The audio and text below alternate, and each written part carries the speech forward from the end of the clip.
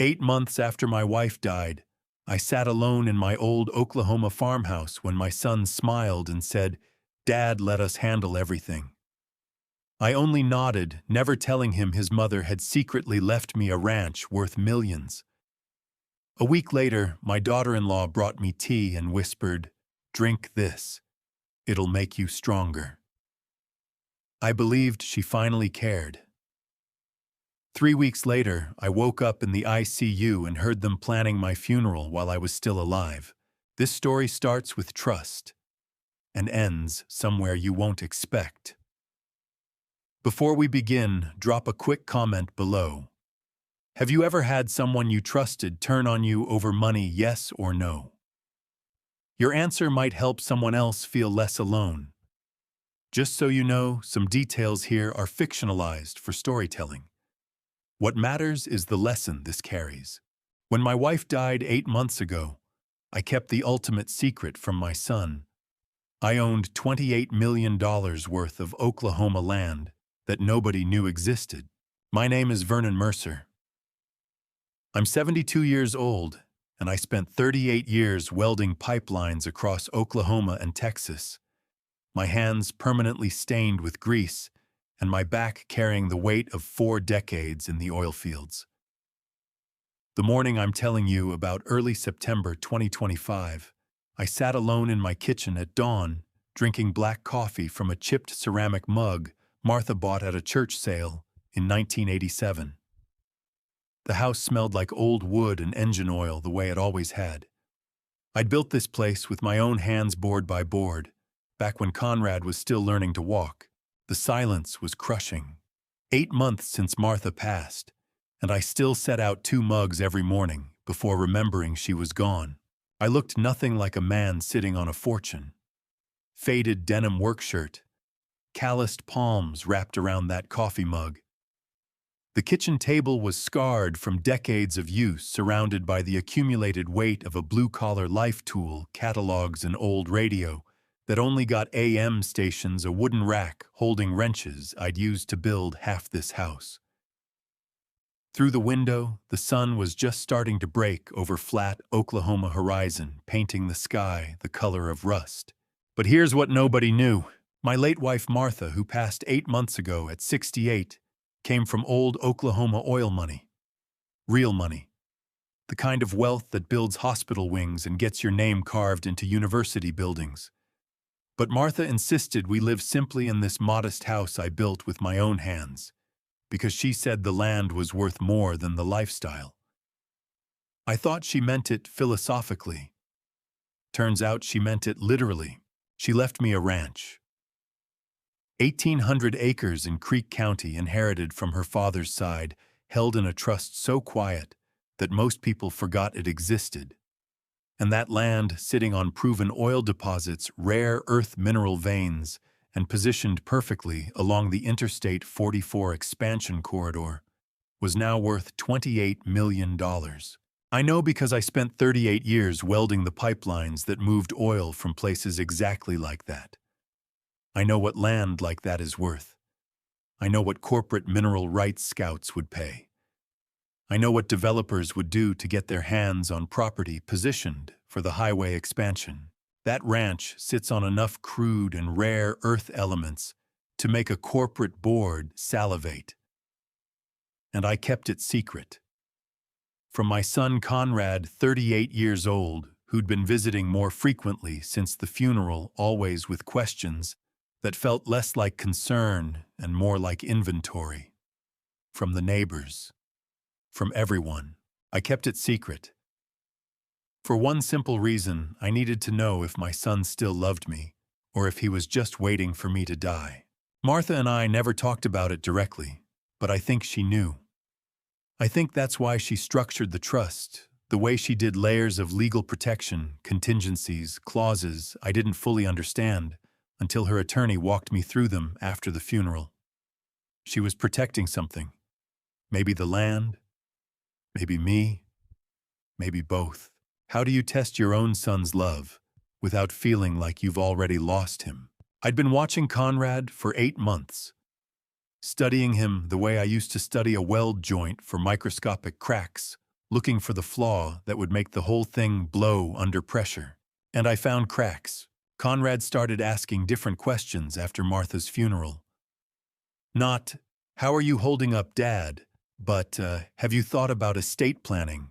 Not, "Do you need anything?" but, "Have you considered downsizing?" Not, "I'm here for you," but, "We should talk about your assets." His new wife, Celeste, 36 years old, with designer clothes that cost more than my monthly pension, and eyes that calculated the value of everything they landed on, had a way of walking through my house like she was measuring it for demolition. She'd run her manicured fingers along the kitchen counter and say things like, "This space has great bones," as if I wasn't sitting right there. As if the house wasn't still breathing with Martha's presence. They'd started visiting 3, sometimes 4 times a month. Always together, always with suggestions, assisted living brochures, financial advisors they knew, real estate agents who specialized in estate liquidation. Each visit felt like they were circling closer, tightening a noose I couldn't quite see yet. 38 years welding pipelines taught me one thing: you can feel pressure building in a line before it blows. You can hear it in the metal, a subtle vibration, a frequency that doesn't belong. I could feel it building in my own son. I could hear it in the way he asked questions, the way Celeste's eyes lingered too long on the property deed documents I kept in the kitchen drawer, the way they exchanged glances when they thought I wasn't looking. I took another sip of cold coffee and stared out at the empty driveway, and I was right to be suspicious. Because what I didn't know was that my silence had already set something in motion. What I didn't know was that Conrad wasn't just asking questions, he'd already made plans. What I didn't know was that keeping Martha's secret for 8 months wasn't just a test of my son's character. It was going to be the thing that saved my life. I kept that secret for 8 months, watching my son testing his character, protecting Martha's legacy. I stayed silent through every loaded question, every suggestion that I sell the house, every hint that I was too old to live alone. And thank God I did. Because that silence was about to save my life. But first it was going to nearly kill me. I was about to pay for those 8 months of silence by falling down my own staircase. And what I didn't know, what I couldn't have known, sitting there in my kitchen with cold coffee and calloused hands, was that the fall wasn't going to be an accident.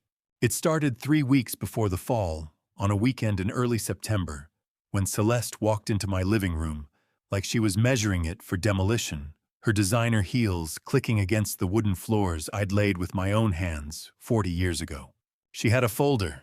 That should have been my first warning.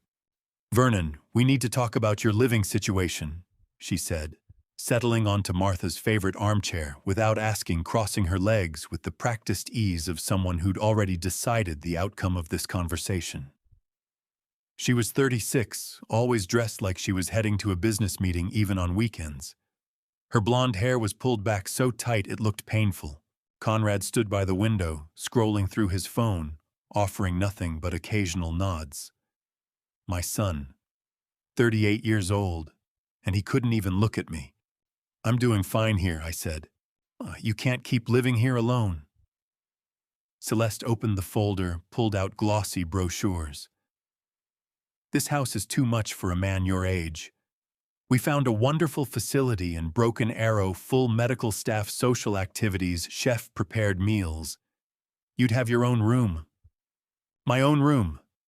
In the house I built, where Martha and I raised our son, where every nail and board carried a memory. I built this house with my own hands, Celeste. I'm not leaving it. She smiled. It didn't reach her eyes. "We'll discuss this again soon. You need to start thinking practically." She stood, smoothed her skirt. "Conrad and I just want what's best for you." Conrad finally looked up from his phone, nodded once, and followed her out. I watched them drive away in their new Lexus and felt that pipeline pressure building again. Something was coming. The next day, Celeste returned. Alone this time. I felt terrible about yesterday. she said, standing in my kitchen doorway with a smile that looked rehearsed. Let me make it up to you. I'll help around the house this week. And she did. Every single day for 3 weeks, Celeste showed up around noon. She'd tidy the kitchen, sort through mail I hadn't opened, water the plants Martha used to tend. And she always made me tea. Akitakin, chamomile, she'd say, setting the cup on the table beside my chair. You need to keep your strength up, Vernon. I drank it. Every time. Because what else was I supposed to think? My daughter-in-law was finally showing some concern, some connection to the family she'd married into. Martha would have wanted me to accept the gesture, but something felt wrong. Celeste had never shown this kind of attention before Martha died. Why now? Why this sudden devotion?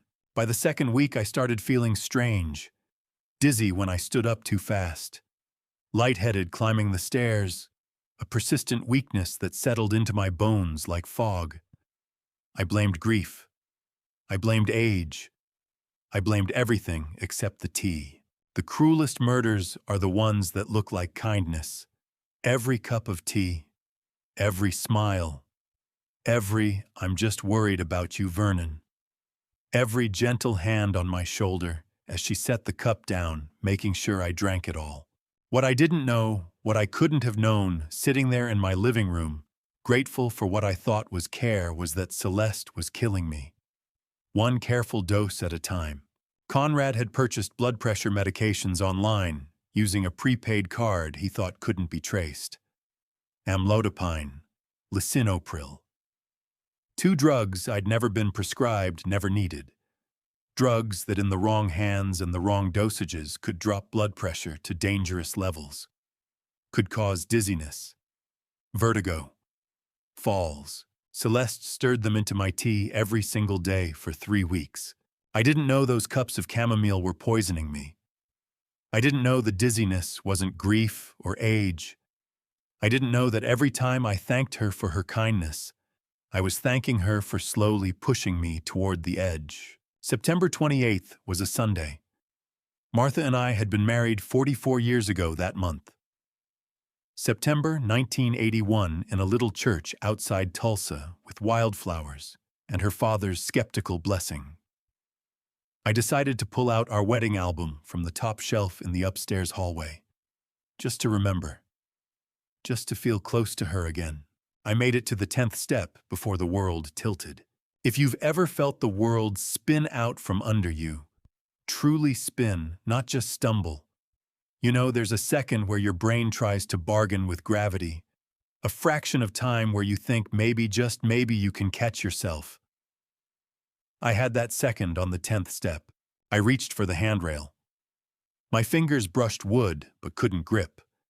The vertigo was too complete, too overwhelming. My blood pressure had dropped so low that my body simply gave up. I fell backward. The impact against the oak steps was thunder and silence all at once. I remember the smell, old wood I'd cut and sanded myself in, 1982, mixed with the faint scent of lemon polish Martha always used.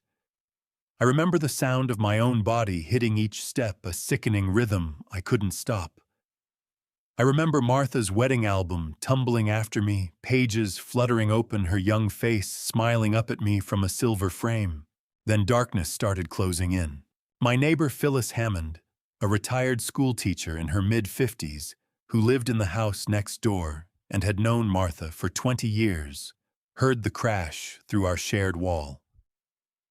I learned later she thought a bookshelf had collapsed. When I didn't answer her knocking, she called 911. My neighbor, I heard a terrible crash. He's not moving. Please hurry.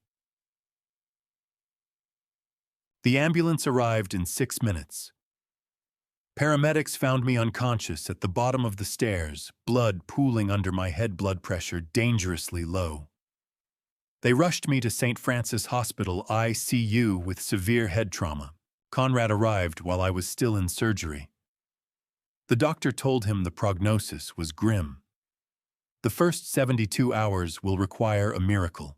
The last thing I remember before losing consciousness was the smell of those oak stairs and Martha's wedding photo tumbling down after me, her smile frozen in that silver frame. I had no idea that fall was the first step in their plan to kill me. But what I also didn't know, what would turn out to save my life, was that I was about to wake up in that ICU room and hear exactly what my son and his wife thought of me when they believed I couldn't hear a word. I didn't hear what happened in the waiting room while I was unconscious. I learned about it later from Nurse Deborah Hartley, a 22-year ICU veteran in her mid-40s with sharp eyes that missed nothing. She would become the first person to tell me exactly what my son and his wife said while I was fighting for my life. The first question my daughter-in-law asked the doctor wasn't about my brain bleeding or my shattered skull. It was about how long probate takes in Oklahoma. Dr. Philip Brennan, the attending emergency physician, had delivered the prognosis in the sterile waiting room under harsh fluorescent lights. September 28th, maybe 6 hours after the ambulance brought me in. Conrad and Celeste sat in those plastic chairs that all hospital waiting rooms have, the ones designed to be uncomfortable enough that you can't fall asleep but not so bad you complain. The first 72 hours will require a miracle. Dr. Brennan told them, his voice carrying that practiced empathy doctors develop after delivering bad news 1,000 times. The head trauma is severe, and his blood pressure is dangerously unstable. We're monitoring him closely, but you should prepare yourselves. Celeste nodded, smoothed her skirt, and then she asked it. If he doesn't make it, I'm sorry to ask this, doctor, but how long does the probate process typically take in Oklahoma? Nurse Deborah was standing by the nurses' station, close enough to hear. She told me later that in 22 years working the ICU, it was the first time she'd ever seen a family ask about probate before asking about brain bleeding. Dr. Brennan blinked. I'm not a legal expert, Mrs. Mercer. That's a question for an attorney. Oh, of course, Celeste said. I just want to be prepared for practical matters. Conrad stood, abruptly walked to the hallway, pulled out his phone. Nurse Deborah watched him dial, watched him turn away from the waiting room, watched him start talking in that urgent whisper people use when they think they're being private but they're really just being obvious. She couldn't hear every word, but she heard enough. Attorney. Assets. Power of attorney. Timeline. Not once did he ask about his father's medical status. I learned all this later, piece by piece, from Nurse Deborah. But I want you to understand something. I wasn't unconscious in that ICU room while my son made those phone calls. I was awake. It happened around 11 that night. The first thing I remember is the sound. Not pain, the pain came later, but sound. The rhythmic beeping of a heart monitor. The mechanical hum of a ventilator. The soft whoosh of air being pushed into lungs that apparently needed help remembering how to breathe. My lungs, my heart, my monitor. How does a son sit 3 meters from his father's ICU bed and discuss liquidating his assets before knowing if he'll survive the night? I opened my eyes just a crack. The room was dim, lit only by the glow of medical equipment and the lights from the nurses' station filtering through the doorway. Everything hurt. My head felt like someone had taken a sledgehammer to it. My back, my ribs. Every breath was an effort, but I could see. Conrad sat in the corner chair, hunched forward, phone pressed to his ear, whispering urgently. I couldn't make out every word, but I caught fragments. I need to understand the timeline. If he's incapacitated, can I petition for power of attorney over the assets? Assets. Not my father. Assets. What about guardianship? How long does that take to establish? My head throbbed. The pain was immense, but the clarity that came with it was sharper than any pain I'd ever felt. 38 years welding taught me one absolute rule. Never start a weld until you know exactly what kind of metal you're working with. Different metals need different temperatures, different techniques, different approaches. Start wrong, and the whole joint fails under pressure.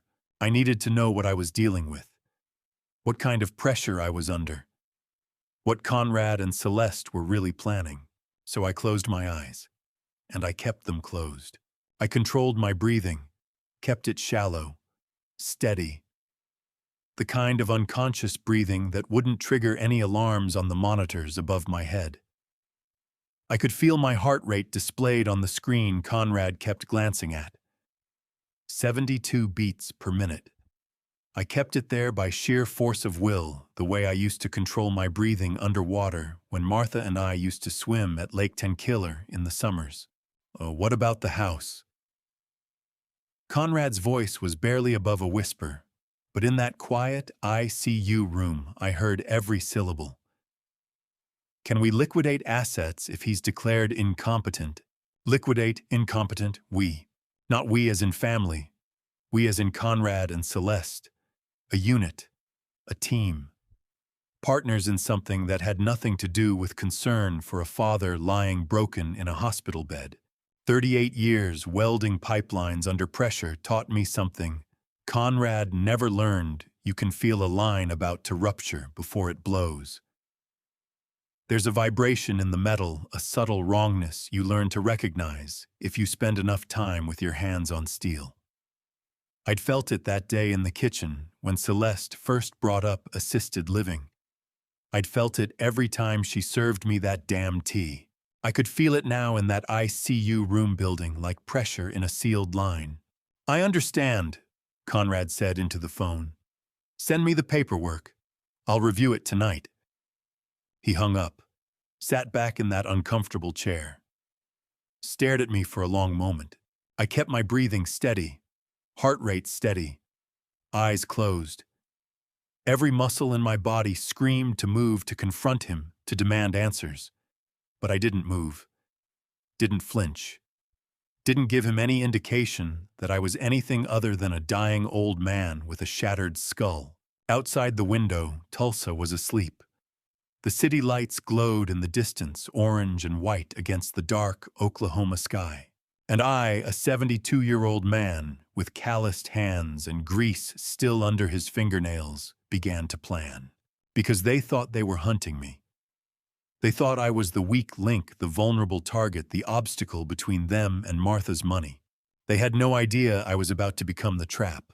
I lay perfectly still. My heart rate stayed steady as a clock on the monitor Conrad watched from the corner. And I listened.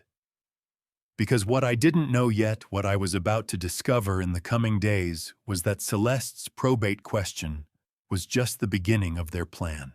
The larger plan revealed itself the next day, when Celeste walked into a funeral home and picked out my casket while I was still breathing.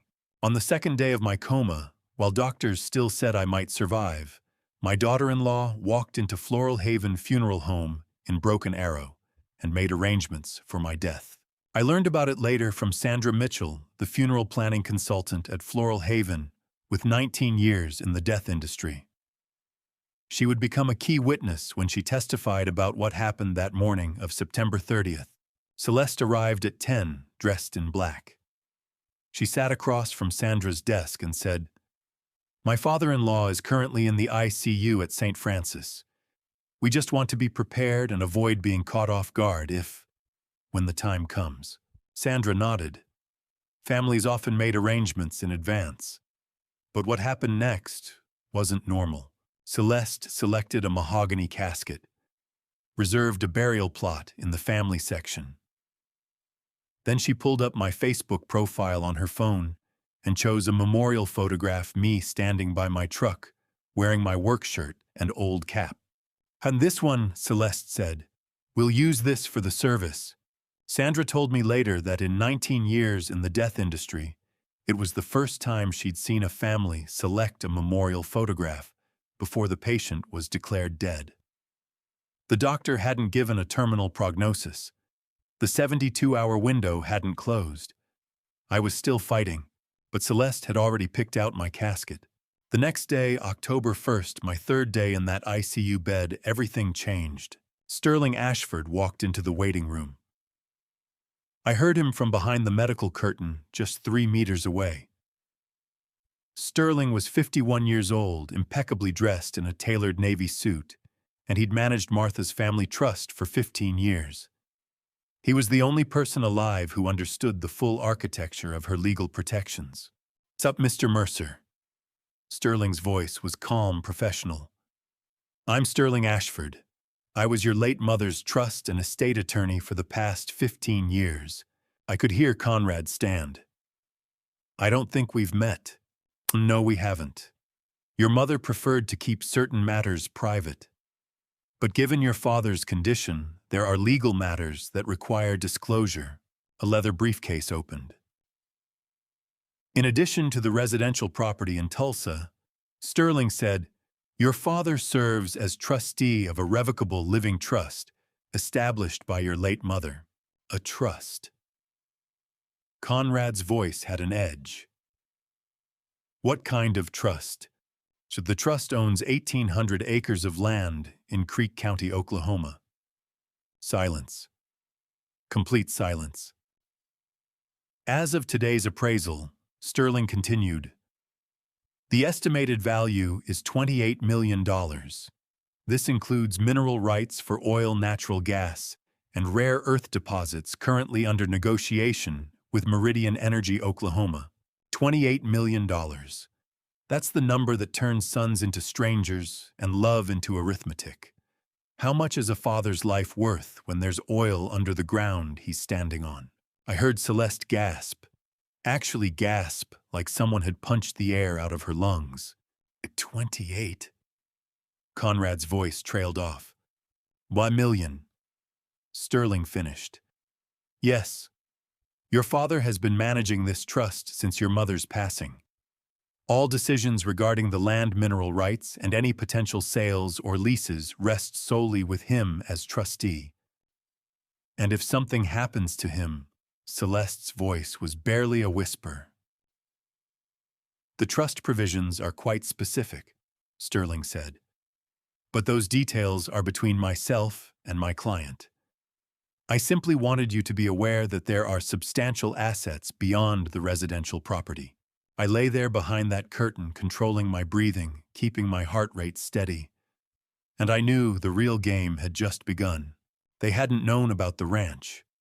All their planning, all that poisoning, all those phone calls about liquidating assets they'd been trying to steal a house worth maybe $300,000. Now they knew the real stakes. $28 million.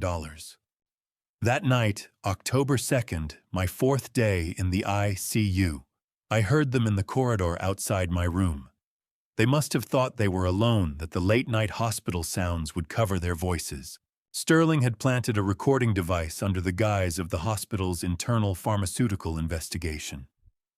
He played it for me later, but I heard fragments that night through the crack in my door. What if the toxicology panel flags the medications?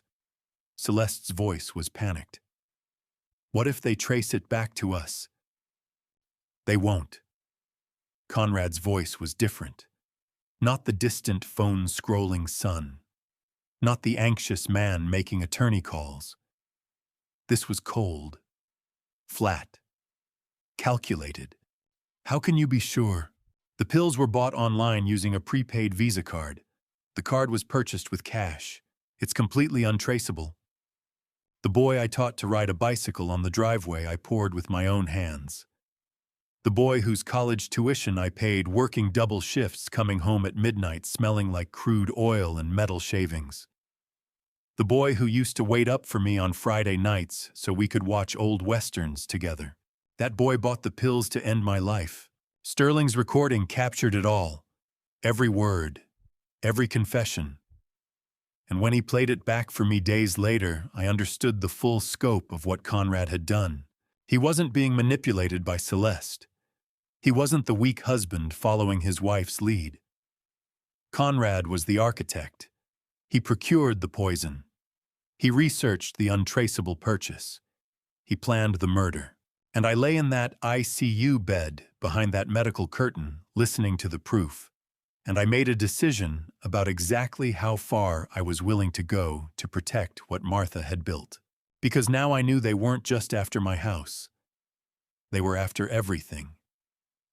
And they'd already shown me exactly what they were willing to do to get it. They would stop at nothing. I understood that now. So I made my decision, neither would I. The transformation happened overnight.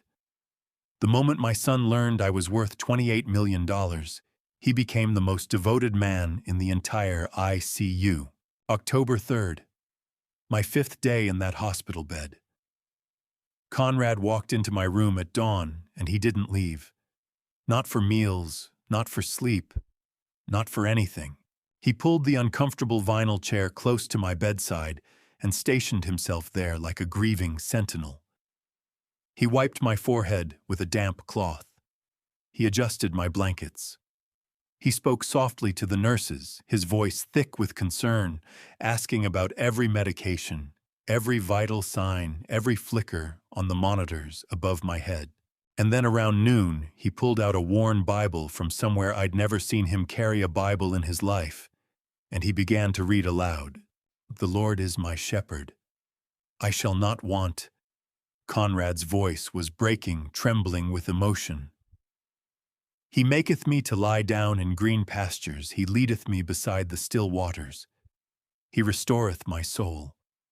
Psalm 23. The valley of the shadow of death. Tears ran down his face.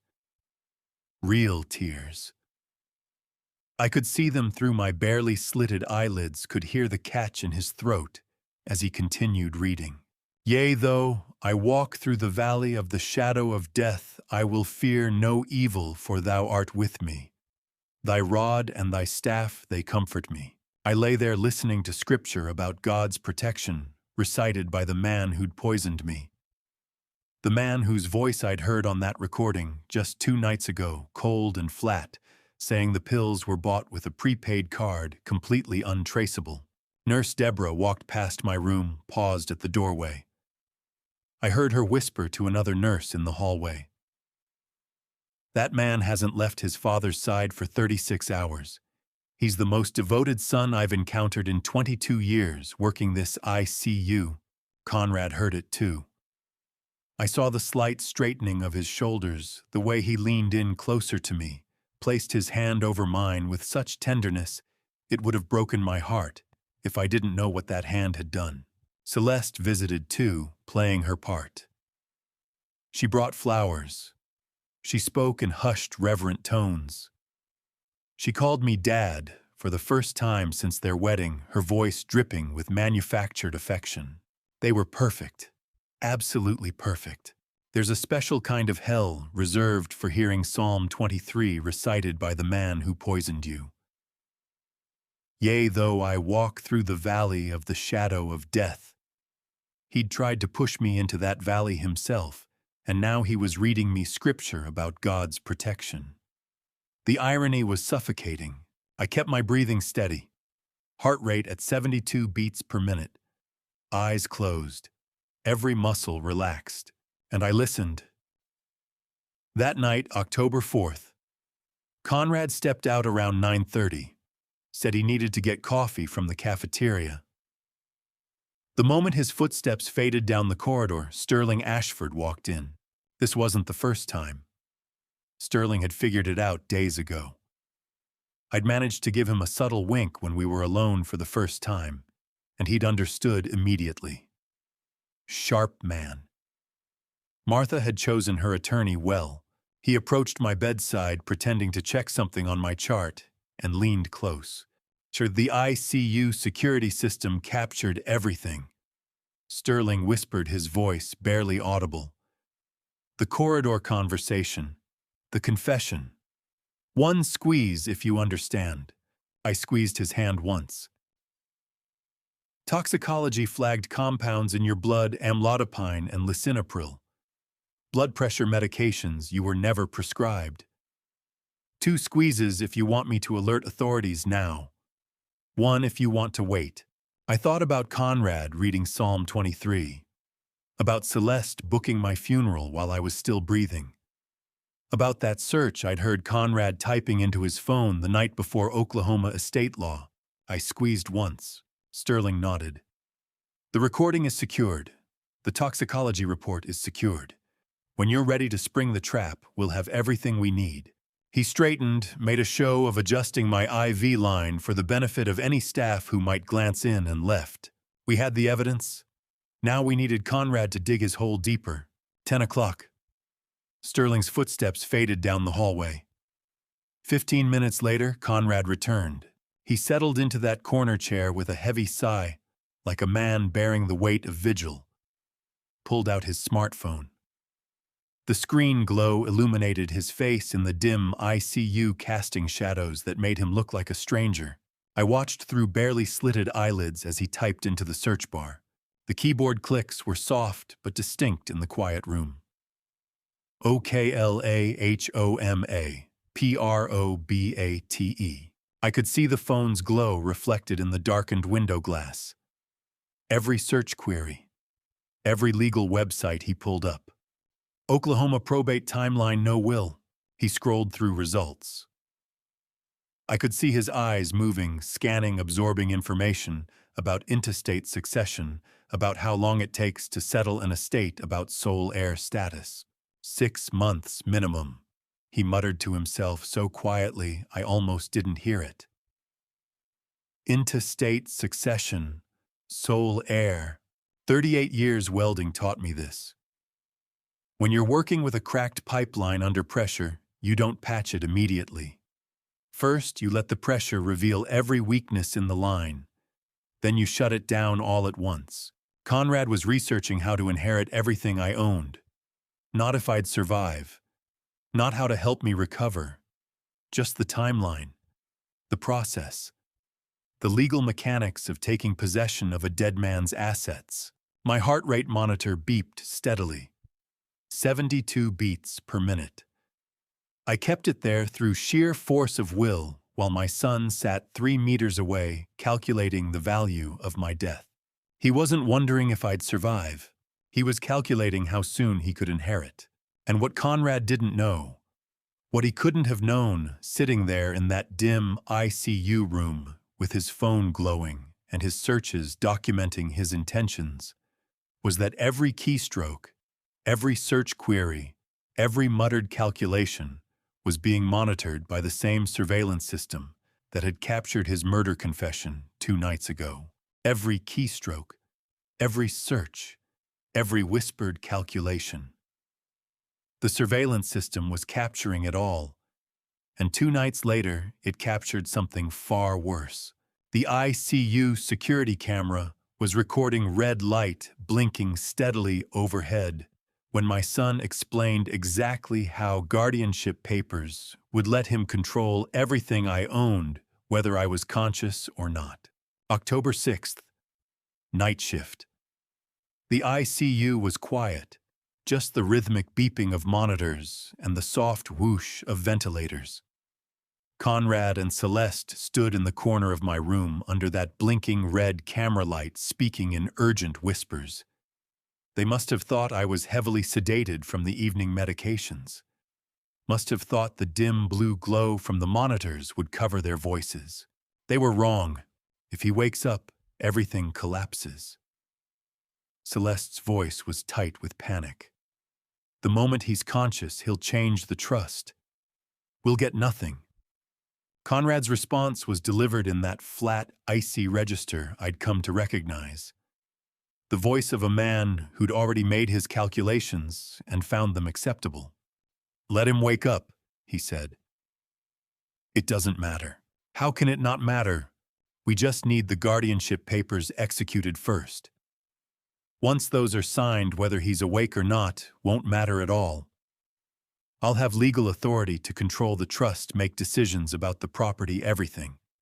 He becomes my ward, my responsibility, my asset." I lay there 2 meters away, heart rate monitor beeping steadily at 72 beats per minute, and I realized something that made my blood run cold. My son wasn't just greedy, he was dangerous. This wasn't about inheritance anymore. This was about total control, about turning me into a legal prisoner in my own life while he systematically dismantled everything Martha had built. Guardianship. That's the word for when the state decides you can't manage your own life anymore. But what's the word for when your own son uses that same legal tool to bury you alive while your heart's still beating? The camera overhead recorded every word, every syllable crystal clear. Sterling would play it back for me later, and I'd hear that conversation a dozen times, each repetition, confirming what I already knew: Conrad had crossed a line there was no coming back from. But he wasn't done. Not by a long shot. 2 days later, October 8th, Conrad took the next step. I learned about this from Sterling's investigation, from the paper trail Conrad left behind, like breadcrumbs leading straight to federal prison. Lyle Rawlings, a nervous 47-year-old document restoration specialist in a cheap gray suit, walked into Conrad's dining room, carrying a leather portfolio and the kind of desperation that makes men commit federal crimes for $8,000 cash. Conrad's dining room table was buried under legal printouts and old family documents. Mortgage papers from 1984. Tax returns from the 90s. Anything with my signature on it. To $8,000 cash, Conrad said, counting out stacked hundreds onto the table. I need you to master this signature, my father's from 1984. Then you'll prepare a trust amendment document inserting me as active co-trustee with immediate execution authority. Lyle picked up one of the old mortgage papers, studied my signature from 40 years ago. His hands were shaking. You understand this is... He paused. I mean, if anyone checks the original documents, this is federal fraud. No one's going to check, Conrad said. My father is in a coma. When I file this amendment, the trust office will process it as routine paperwork. By the time anyone questions it, if they ever do, I'll already have control of the assets. Lyle took the money. For the next 20 minutes, Conrad practiced tracing my signature on scrap paper. Over and over. Getting the angle of the V right. The way I looped the M. The specific slant I developed from decades of signing work orders in welding yards. At one point he laughed. Actually laughed, holding up a practice signature for Celeste to see. Look at this, he said. 20 minutes of practice and I can forge his whole identity. An entire life reduced to a few pen strokes. It's almost poetic. An entire life. My life. My name. My signature that I'd put on mortgage papers to buy the house where he grew up, on work contracts, to pay for his college, on Martha's hospital forms when she was dying. Reduced to practice strokes on scrap paper, a forged signature is metal with no integrity at all. It looks real until you put pressure on it. Then it fails. Always. The next day, October 9th, Sterling Ashford received an anonymous tip. Likely from a clerk at the legal filing office, someone who'd seen enough fraud to recognize it when it walked through the door. Someone attempting to file an altered trust amendment bearing my forged signature. Sterling immediately pulled Martha's trust documents. Read through them with the kind of careful attention that had made him the best estate attorney in Tulsa. And he found what Martha had insisted upon before her death. Section 7, Clause C. He called me later after I was strong enough to talk and read it aloud, with something close to reverence in his voice. Should our son attempt to alter or amend this trust in any capacity after I am gone, deny it immediately. Activate Section 7, Clause C without exception. Clause C specified that any external attempts to force trust modification were automatically nullified and preserved as material evidence of violation of the anti-filial clause. Material evidence, permanent, irrefutable. Conrad's forgery attempt didn't just fail. It became a documented federal crime preserved forever as proof of his intent to defraud. Martha knew, I said when Sterling finished reading. She did, he agreed. She saw exactly what your son would become, and she built the trap before she ever left you. My attorney received that anonymous tip and executed the exact clause Martha had insisted upon. Every attempt Conrad made to tamper with the trust was now permanently nullified and preserved as federal evidence. Martha had built the trap, and my son had just walked straight into it. But Conrad didn't know about Martha's clause yet. He thought his forgery had worked, that the papers were filed, that control was just days away. And that meant he was about to make an even bigger mistake. Conrad thought the forgery had worked, thought the papers were filed, thought control was just days away. He had no idea that Martha had seen this exact moment coming 15 months before she died.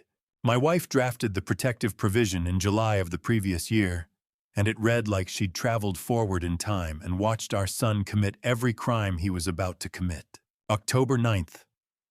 Sterling Ashford sat in his downtown office, the Martha Mercer Revocable Living Trust documents spread across his mahogany desk. I lay in my ICU bed with a tiny earpiece Sterling had slipped me during one of his visits, hidden beneath the pillow where nurses wouldn't notice it. His voice came through quiet and clear. Should our son attempt to alter or amend this trust in any capacity, after I am gone, deny it immediately. Activate Section 7, Clause C without exception. Martha's words, her exact phrasing. I could almost hear her voice saying them, could picture her sitting across from Sterling in that same office, insisting on the language, knowing that Conrad would try exactly what he'd just tried. A Section 7, Clause C specifies, Sterling continued, that any external or third-party attempts to force trust modification are automatically nullified and preserved as material evidence of violation of the anti-filial clause. Anti-filial, I whispered into the pillow. The term for children who betray their parents. A legal category I'd never imagined would apply to my own son. On everything Conrad did, the forged signature, the fraudulent amendment, Lyle Rawlings' involvement, it's all preserved now. Documented, time-stamped, impossible to deny. I closed my eyes. Not from fatigue, from grief. Martha knew. She saw our son's character erode year by year, the way he stopped calling, unless he needed money, the way he looked at our modest house, with barely concealed contempt after he married Celeste, the way he asked about inheritance at Martha's funeral before he asked how I was holding up. She watched it happen, and she built the legal fortress to protect us both. When did she draft this? I asked quietly. July, 15 months before she passed. She came to my office and said she wanted to add protective provisions. Wouldn't explain why. Just insisted the language had to be ironclad. 15 months. That's how long before her death Martha drafted that provision. She watched our son transform from the boy who brought her wildflowers on Mother's Day to the man who would poison me for oil rights. And she loved him enough to build the cage that would save him from himself. The next day, October 10th, Conrad made another discovery, one that would push him from calculation into pure desperation. I learned about it later from Sterling's network of contacts. Keith Helton, Conrad's private estate attorney in his late 40s with a corner office overlooking downtown Tulsa, specialized in high-net-worth inheritance disputes. Conrad walked into that office demanding action. "I need a Creek County land registry pull," Conrad said. "The ranch property. I want to initiate transfer proceedings." Helton pulled up the database, typed in search parameters, waited for results. When the screen populated, his expression changed. "Chitidats." The title shows the property is held by the Martha Mercer Revocable Living Trust, with your father listed solely as trustee. It's completely isolated from his personal estate. What does that mean? Conrad's voice had an edge. It means the land isn't owned by your father personally. He's just the trustee, the manager. The trust itself is the owner. So when he dies, it goes to me. I'm the beneficiary. Helton shook his head slowly. That's not how trust succession works. If the trustee dies without a designated successor initialized, the probate court appoints an independent interim administrator. You, as the son, receive no legal priority in that appointment. Silence. What do you mean I get nothing? Conrad's voice rose. He's my father. That's my inheritance. $28 million, and you're telling me I have no automatic rights. See, not to the trust assets, no. The trust is a separate legal entity. Your inheritance rights apply only to your father's personal estate, the house, personal property, anything held in his individual name. The ranch isn't in his name. It's in the trust's name. Conrad slammed his fist onto the mahogany desk hard enough that Helton's secretary looked up from outside the office. This is insane. My mother built that trust. My father manages it. It has to pass to family. Only if the trust documents specify that transfer. And from what you're describing, it sounds like your mother built very specific protections into the structure.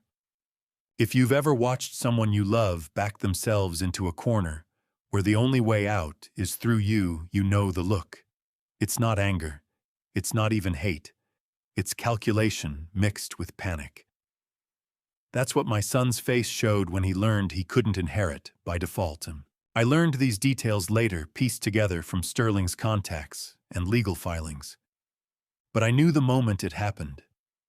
I could feel it in the ICU that evening, a shift in the air, a change in Conrad's energy when he visited after the attorney meeting.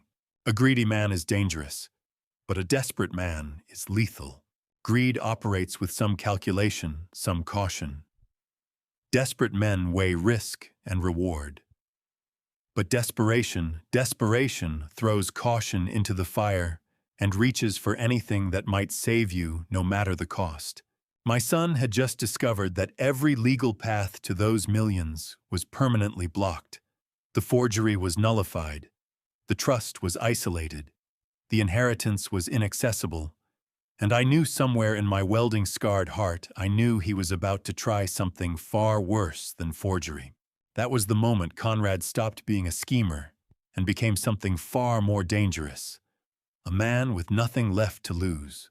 I lay in that ICU bed, heart monitor beeping steadily at 72 beats per minute, and I braced myself for whatever was coming next. Because desperate men don't stop. They escalate. They cross lines you can never walk back from.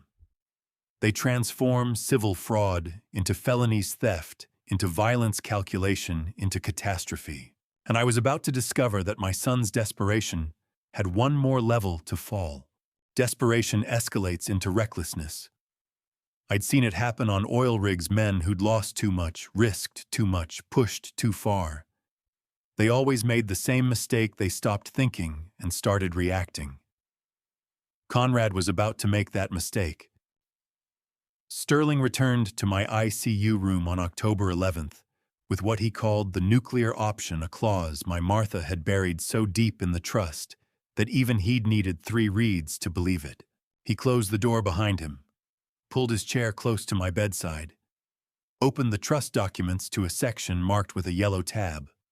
Section 9, he said quietly. Anti-filial exploitation provision. I squeezed his hand once. Keep going.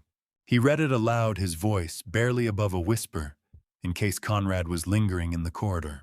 Any beneficiary who attempts through coercion, fraud, undue influence, or deliberate harm to accelerate inheritance shall forfeit all rights, titles, and interests in perpetuity. Said forfeiture is automatic upon sufficient proof and requires no additional court proceedings to execute. I felt my heart rate spike on the monitor. Sterling glanced at it, waited for me to bring it back down to steady. 72 beats per minute. Control. She knew, I whispered, barely audible. Somehow Martha knew he might try this.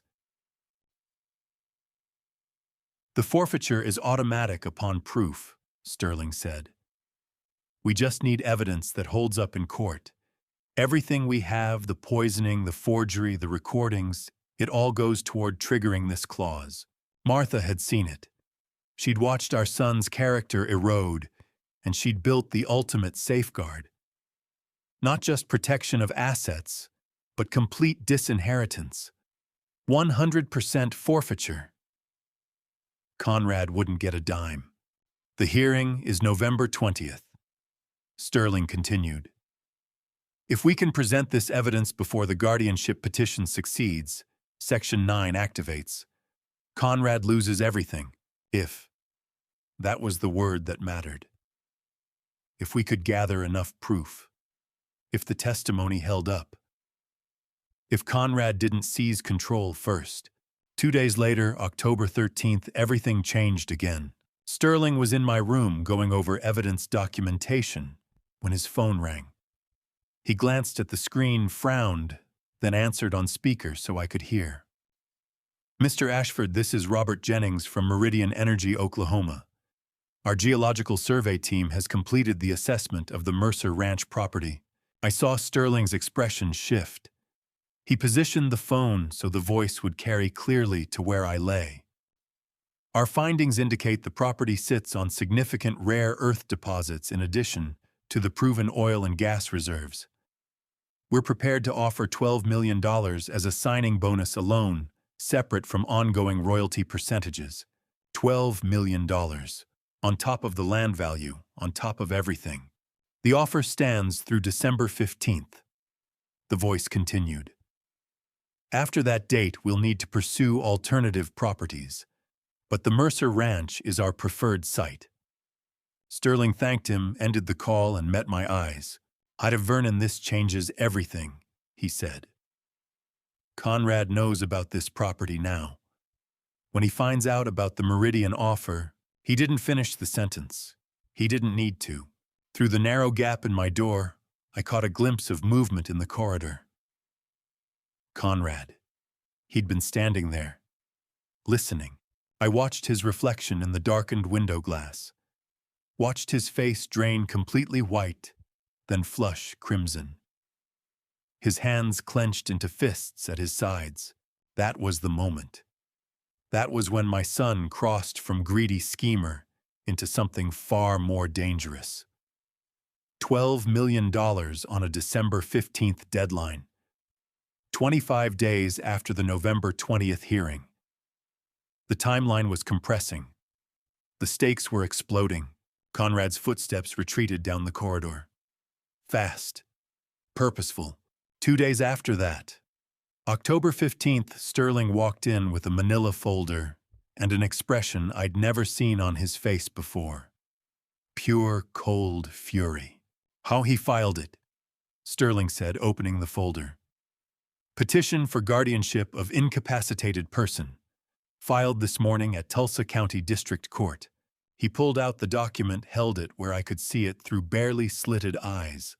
The petitioner Conrad Mercer seeks appointment as guardian due to Ward's profound cognitive impairment and inability to manage estate valued at $28 million. Supporting medical documentation provided by Dr. Elena Vargas. Elena Vargas.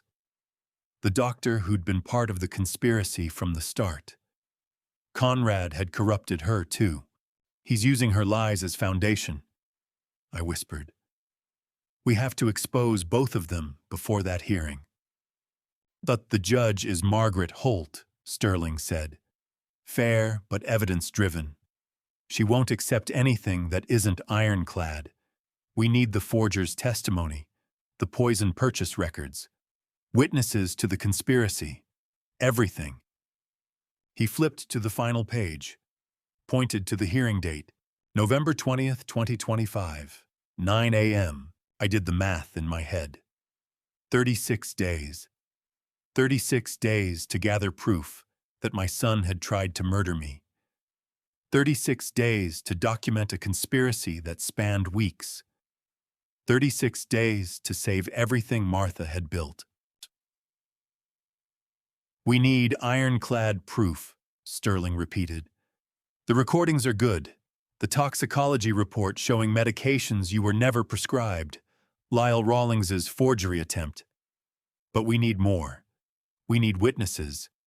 We need a case so airtight that when Conrad walks into that courtroom, he's already lost. You can't rush a case any more than you can rush a weld. But you also can't wait too long, or the whole thing fails. 36 days. That was our window. Sterling folded the petition and met my eyes with grim determination. The hearing is set for November 20th. We have exactly 36 days. Outside my door, I heard Conrad's footsteps receding down the corridor. But I knew he wasn't retreating. He was regrouping, planning, calculating how to seize control before Sterling and I could spring the trap Martha had built. December 15th, November 20th. 2 deadlines, 2 battles, 1 war, and everything I'd ever loved hanging in the balance. 36 days to spring the trap. Sterling and I spent the first 3 coordinating the next phase, my official awakening. Timing mattered. Too soon and Conrad would panic. Too late and the hearing would arrive before we were ready. October 18th, 20 days after my fall. That was when I would open my eyes and begin the final performance. On the morning of October 18th, I opened my eyes and gave the performance of my life. The attending physician, who'd been overseeing my ICU care, a middle-aged professional with a clipboard and practiced bedside manner, was making his rounds when I let my eyelids flutter open. Slowly, confused, like a man surfacing from deep water. Mr. Mercer. He leaned close, shining a penlight into my pupils. "Can you hear me?" I blinked, focused on his face. Let my expression show recognition dawning slowly, uncertainly. "Where?" My voice came out hoarse, weak. 20 days of pretending unconsciousness had made the weakness easy to fake. "Where am I?" "I'm St. Francis Hospital. You've been in a coma for 20 days. You fell down your staircase on September 28th. The door burst open. Conrad and Celeste rushed in, their faces perfect masks of relief and joy. "Dad." Conrad was breathless, grabbing my hand. "Thank God. We thought we'd lost you." I looked at him. My son. The man who'd poisoned me, forged my signature, planned to steal everything Martha had built. And I showed him nothing. No recognition of his conspiracy. No awareness of the recordings. No hint that I'd heard every word he'd whispered in this room for 20 days. I just looked confused, tired, grateful. "Conrad," I said weakly. "What happened? You fell, Dad, down the stairs at home. But you're going to be okay now. You're awake. You're going to be okay." Celeste stood behind him, her hand on his shoulder, her face radiating concern that didn't reach her eyes. She was good. They were both good. But I'd had 20 days to study their performances. I knew every tell, every false note. I turned to the physician. "Can I go home?" The doctor smiled gently. "Let's move you to a standard room first, Mr. Mercer. We need to monitor your recovery. You've been through significant trauma." That was October 18th, my official awakening, coordinated with Sterling's legal timeline. Not a medical miracle, a tactical deployment. Consciousness as weapon. What came next required even more precision. They moved me to a standard room on October 20th. No more ICU, no more constant monitoring. Just regular check-ins from nurses and the neurologist who'd been assigned to evaluate my cognitive function for the court. And that's when I began the masterclass. You want to know the hardest part of faking dementia? It's not the trembling hands or the vacant stare. It's watching your son's face light up with hope every time you forget his name. I made my hands shake when I held a water glass. Spilled it twice the first week. Let the tremor look organic, neurological, the kind of damage that comes from severe head trauma. I forgot what day it was. Asked if it was Tuesday when it was Thursday. Looked confused when nurses mentioned the date as if the calendar had become meaningless. And the names. God, the names were the worst part. Conrad visited every day. Sat in that chair by my bed, watching me with those calculating eyes. And I'd look at him with affection, with recognition, and then I'd call him by the wrong name. "Harold," I said on October 25th. "When did you get here?" Conrad's eyes widened. "Dad, it's Conrad. I'm your son." Harold was our neighbor. Remember, he moved to Texas in 1995. I frowned, looking genuinely confused. Conrad. Right. Sorry, The days all run together. But I saw it.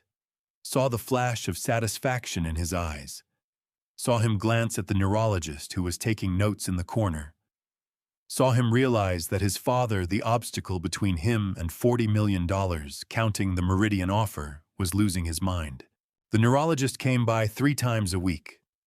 A clinical, detail-oriented professional assigned by the court to document my cognitive state for the November 20th hearing. I made sure to give him plenty to document. "Mr. Mercer, what day is it?" he'd ask. I'd pause, look uncertain.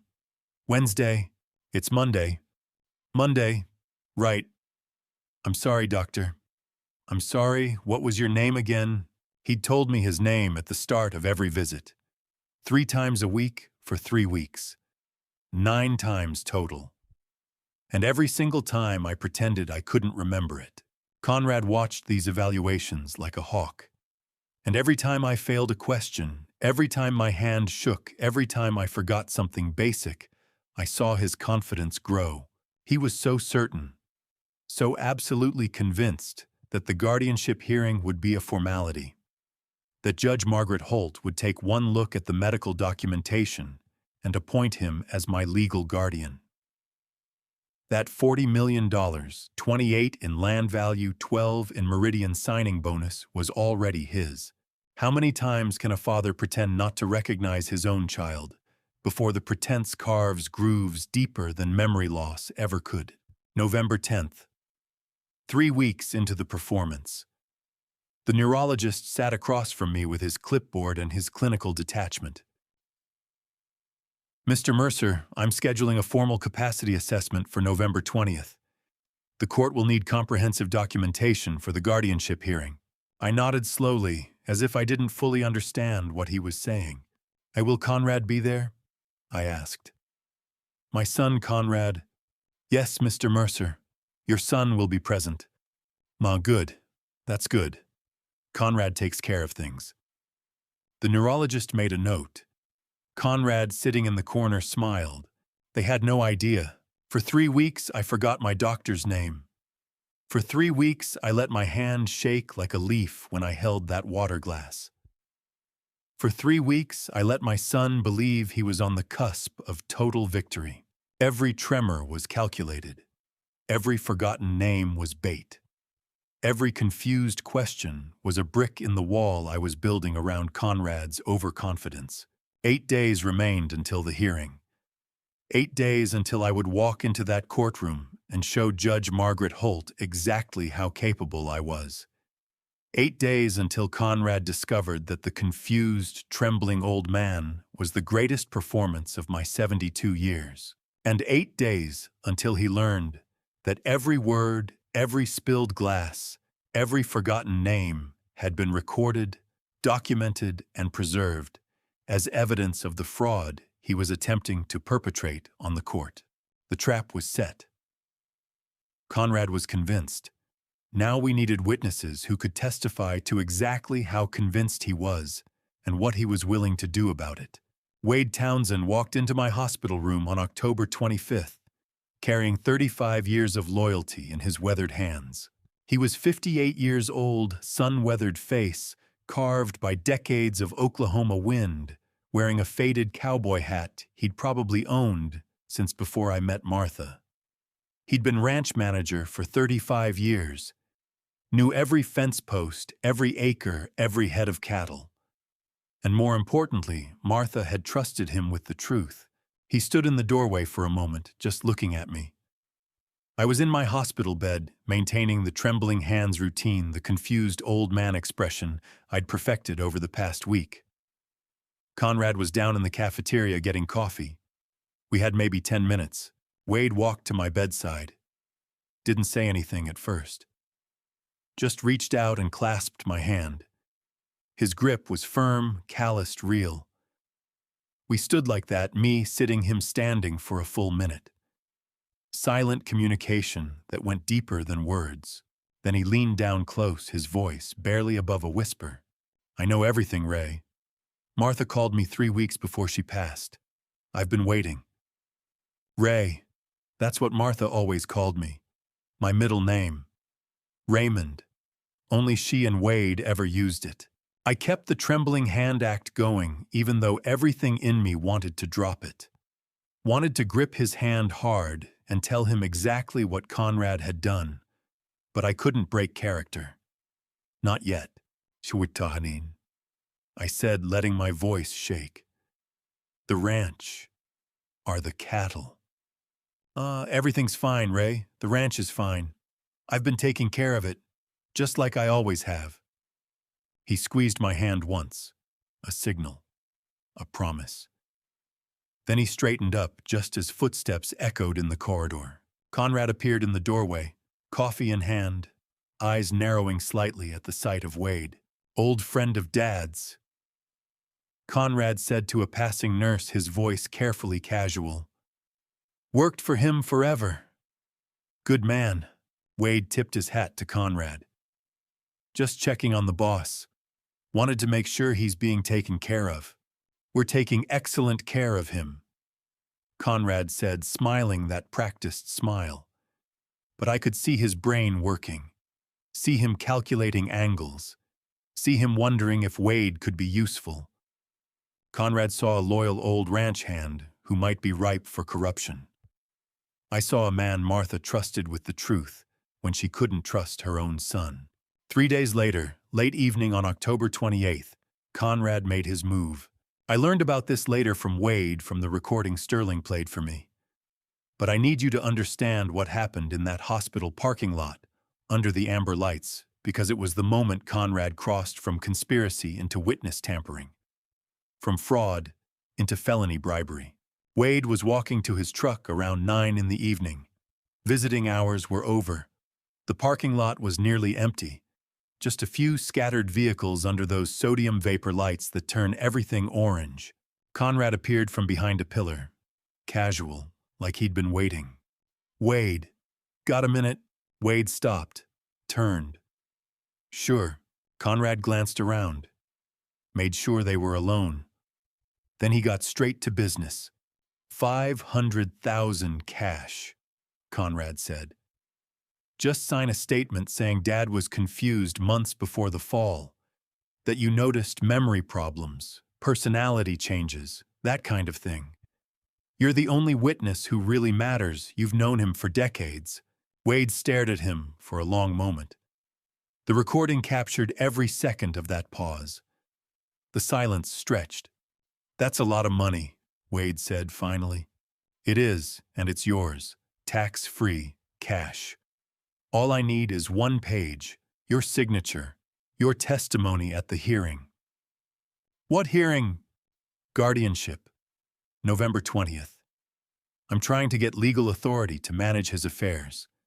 The ranch, the trust, everything. He can't handle it anymore. You've seen him, Wade. He's not the man he used to be. Another pause. Wade shifted his weight. The recorder in his flannel shirt pocket captured every word with crystal clarity. Let me think on it, Wade said. Conrad stepped closer. The hearing's November 20th. I need your answer by the 15th. That gives you more than 2 weeks to decide. But Wade, he put his hand on Wade's shoulder. This is the right thing. For Dad. For everyone. He needs someone to take care of him. And you need to think about your future. 35 years on that ranch. What happens when Dad's gone? Who takes care of you then? I'll think about it, Wade repeated. They shook hands. Conrad's grip was firm, confident. Wade's was steady. Not a tremor. Not a shake. Not a single tell. Wade's hand never shook when he shook Conrad's hand in that parking lot, not once. Because Wade wasn't nervous. He wasn't conflicted. He wasn't considering the offer. He was gathering evidence.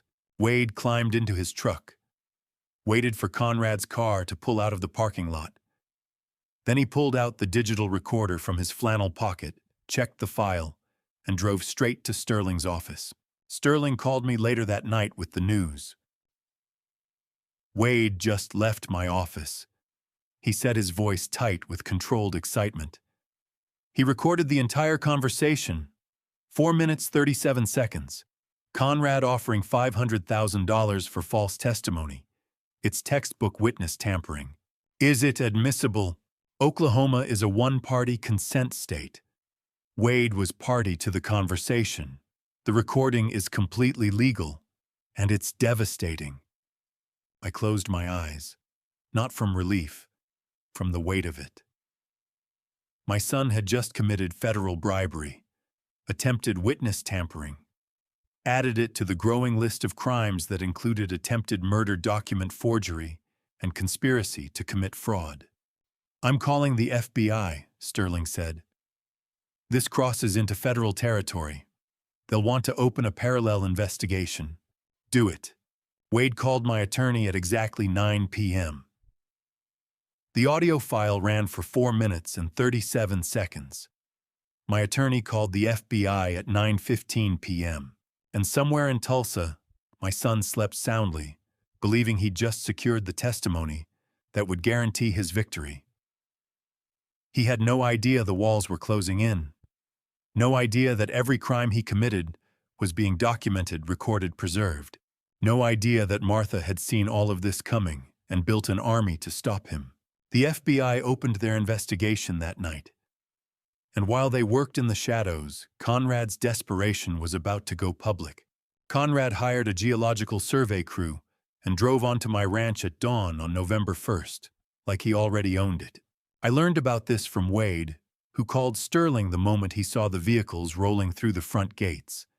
An independent geological survey firm, heavy drilling equipment.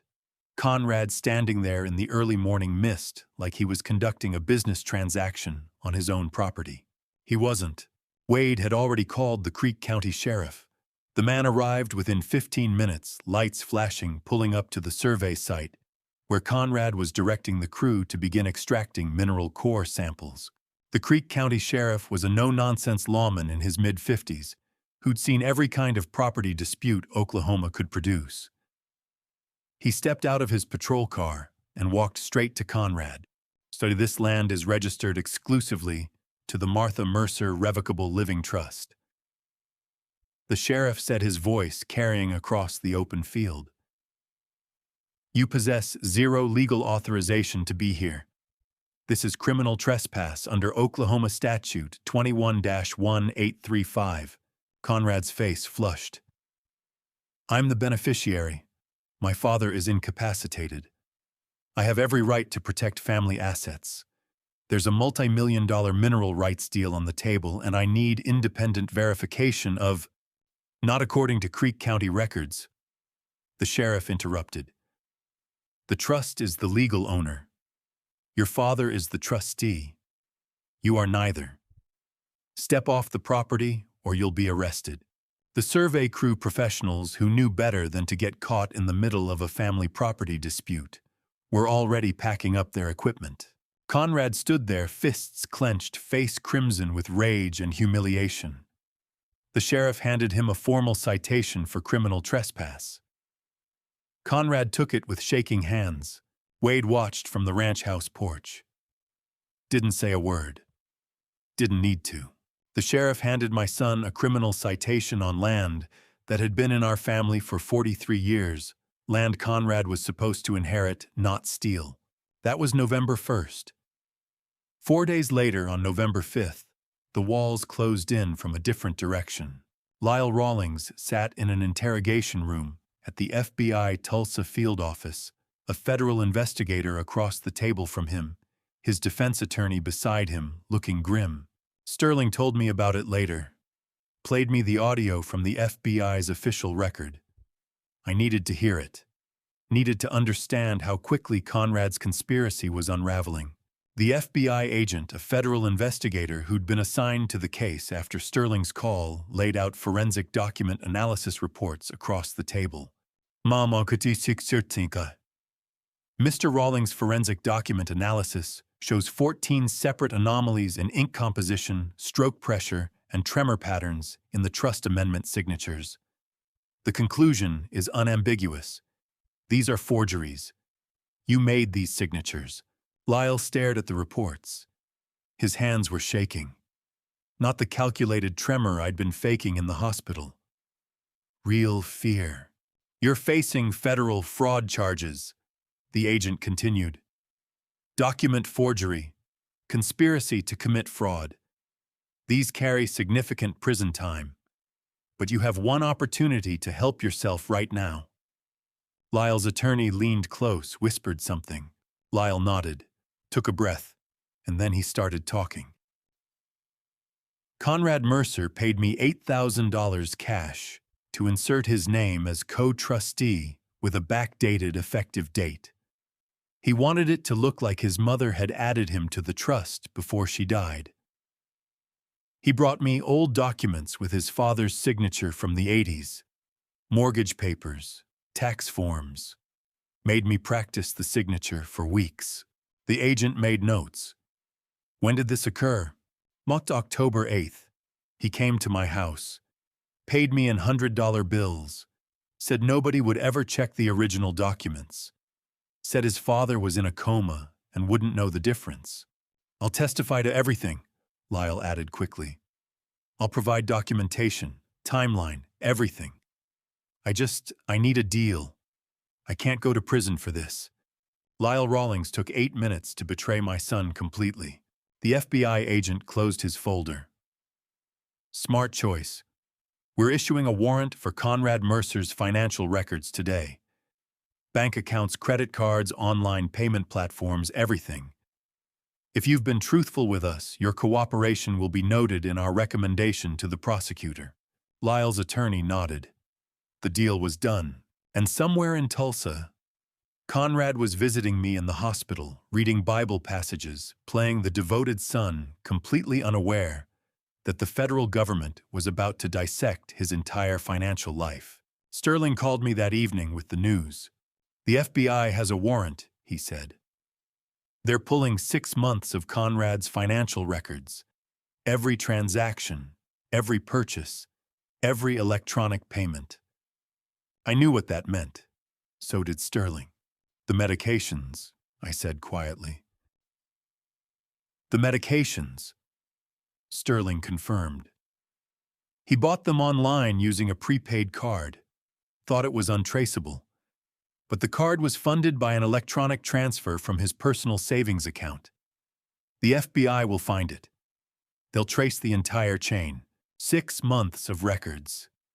September through October.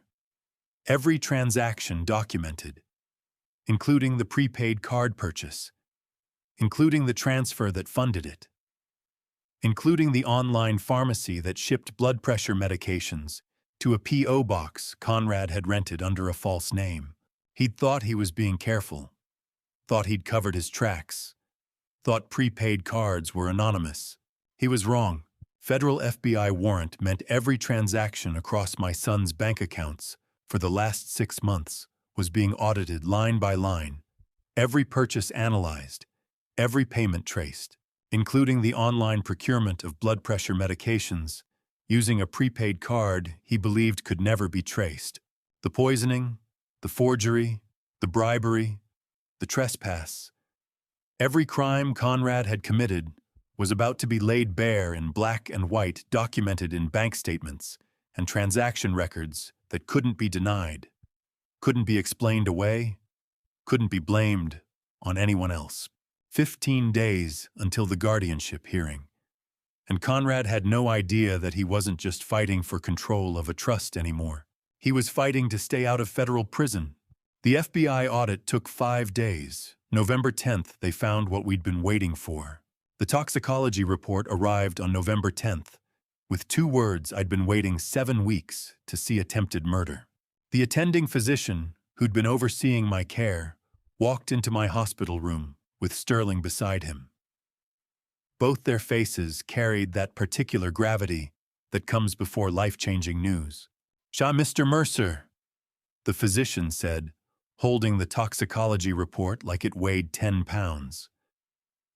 "Your blood contains massive concentrations of amlodipine and lisinopril 2 potent anti-hypertensive medications.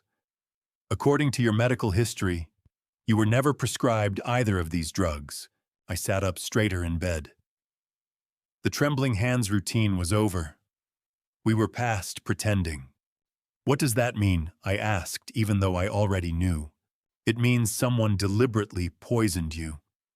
The concentrations in your system were sufficient to cause the severe blood pressure drop that led to your fall. Combined with the head trauma, you should have died. The fact that you're sitting here talking to me is remarkable. He paused, looked me directly in the eyes. This is attempted murder. Sterling stepped forward, opened his briefcase, pulled out documents from the FBI financial audit. The FBI traced the purchase, Sterling said. September 23rd. A prepaid Visa card was used to buy these exact medications from an online pharmacy. The card was funded by an electronic transfer from Conrad's personal savings account. $247.83. $247.83. There is a particular species of pain in learning the exact dollar amount your child spent trying to kill you. Less than I'd given him for Christmas last year. Less than dinner for two at the steakhouse he and Celeste liked to frequent. $247.83 at CVS Pharmacy, paid with a card he funded from an account bearing your family name. My son bought the poison that almost killed me with money I gave him for his birthday, I said quietly. The physician looked away. Sterling just nodded. The FBI has the complete transaction history, Sterling continued. The prepaid card purchase, the transfer, the online pharmacy order, the shipping records to a P.O. box Conrad rented under a false name. The paper trail is irrefutable. Irrefutable. That was the word that mattered. Not suspicious, not probable. Irrefutable. Conrad had left a trail of documentation so clear, so undeniable, that no jury in the world would question it. He'd thought he was being careful. Thought prepaid cards were anonymous. He was wrong. Before I tell you what Martha wrote in that final letter, the one that changed everything, comment A. If you think a parent should always forgive, or B, if consequences matter more. Tell me why in 5 to 10 words. Quick note, some details ahead are fictionalized to convey the emotional truth of this moment. 9 days later, the night of November 19th, the evening before the guardianship hearing, Sterling came to my room one last time. Rain lashed against the hospital window. The kind of Oklahoma rain that comes in sideways, relentless and cold. I was sitting up in bed, no longer pretending confusion, no longer shaking my hands or forgetting names. The performance was over. Sterling carried a white envelope, sealed. My name written on it in Martha's handwriting. She gave me this 3 days before she passed, Sterling said, placing it in my hands. Told me you'd know when to open it. I stared at the envelope. Martha's handwriting. Strong. Clear. The same hand that had signed our mortgage papers, written birthday cards to Conrad when he was small, penned grocery lists that I'd find in her purse after she was gone. The envelope was marked, "Open only when you need to remember the purpose." I tore it open. The note inside was short. 1 page. 3 sentences that Martha had written, knowing I would need them at exactly this moment. 1. You will want to forgive him, because your heart is fundamentally good, Ray. But forgiveness does not mean an absence of consequences. Let the consequences teach him the lesson that your love could not. I read it twice. 3 times. The words blurred as rain continued hammering the window. She knew, I said. Even then she knew what he'd become. Martha wrote that note knowing I would need permission to stop being a father and start being a survivor. Knowing I would wrestle with guilt. Knowing I would question whether destroying my son's future was the right thing to do. She gave me the answer before I even knew I'd need to ask the question. Let the consequences teach him the lesson that your love could not, I read aloud. Sterling stood quietly by the window, giving me space to process. Love had failed. I'd loved Conrad his entire life, paid for his education, taught him to fish, to work with his hands, to value honesty and hard work. Martha had loved him fiercely, protected him, believed in him even when the evidence suggested she shouldn't. And he'd poisoned me for money, forged documents, bribed witnesses, trespassed on land that should have been his legacy, not his crime scene. Love hadn't been enough.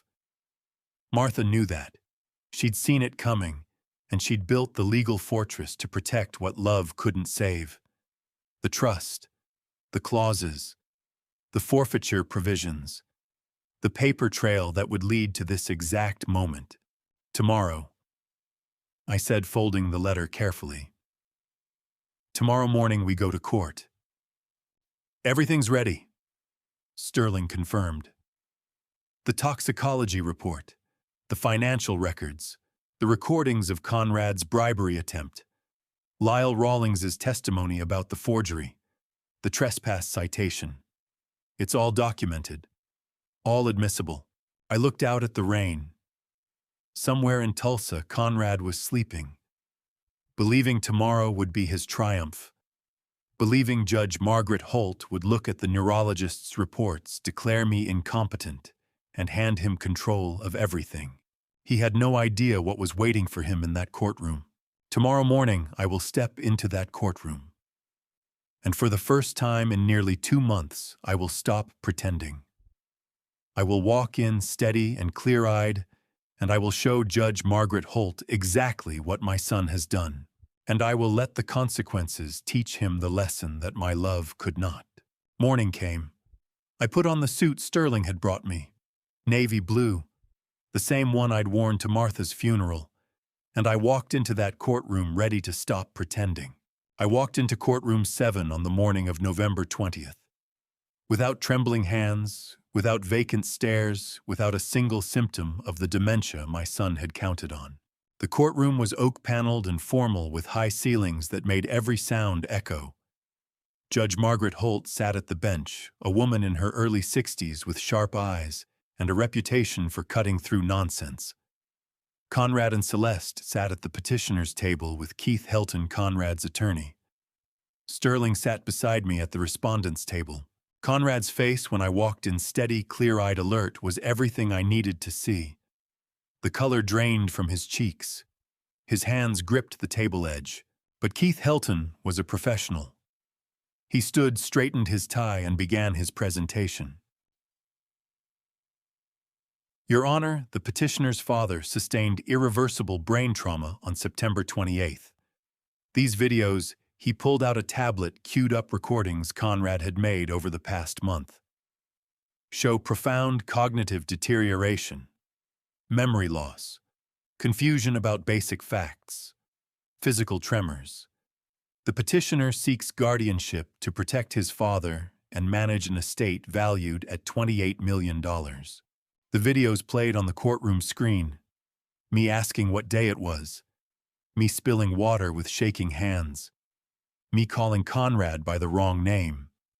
Every moment I'd performed for his benefit now being used as evidence against me. Judge Holt watched in silence. Then she turned to the court-appointed neurologist who'd been evaluating me for 3 weeks. Doctor, you've conducted an independent assessment. The neurologist stood. The same clinical professional who documented every fake symptom I'd fed him. Yes, Your Honor. I conducted a comprehensive neurocognitive evaluation per DSM-5 protocols 3 days ago. The results were unexpected. He pulled out his report. Mr. Mercer possesses flawless mental competency. His MMSE score is 29 out of 30, significantly higher than the baseline average of a healthy 50-year-old adult. His memory, executive function, spatial reasoning, and language processing are all within normal to superior ranges. I found no evidence of traumatic brain injury sequelae, no signs of progressive cognitive decline, and no impairment whatsoever. Silence in the courtroom. Complete, absolute silence. Keith Helton stood up. Your Honor, that's impossible. The videos show performance. The neurologist interrupted. I administered standardized testing in a controlled environment. Mr. Mercer's cognitive function is not only intact, it's exceptional for his age. Judge Holt looked at me. Really looked at me. I met her eyes without flinching. Mr. Mercer, do you understand what's happening here? Yes, Your Honor. My son believed I was incompetent. He was wrong. The judge's gavel came down. The sound echoed through that oak-paneled room like the door of Conrad's inheritance slamming shut, final, irreversible, absolute. Petition dismissed, Judge Holt said. Mr. Mercer, you are free to manage your own affairs. This court finds no basis whatsoever for guardianship. Conrad sat frozen. Celeste's hand went to her mouth. Sterling leaned over, whispered, The FBI evidence is scheduled for presentation to the district attorney this afternoon. Criminal charges will follow. I nodded. One battle won. The war was just beginning. The hearing ended. People filed out. Conrad and Celeste stood Keith Helton gathering his papers with the grim efficiency of a lawyer who knew he'd just lost badly. I walked out into the grand marble hallway. High-arched windows. Rain lashing the glass. The sound of it echoed off the marble floors. Conrad followed me out. No attorneys. No Celeste yet.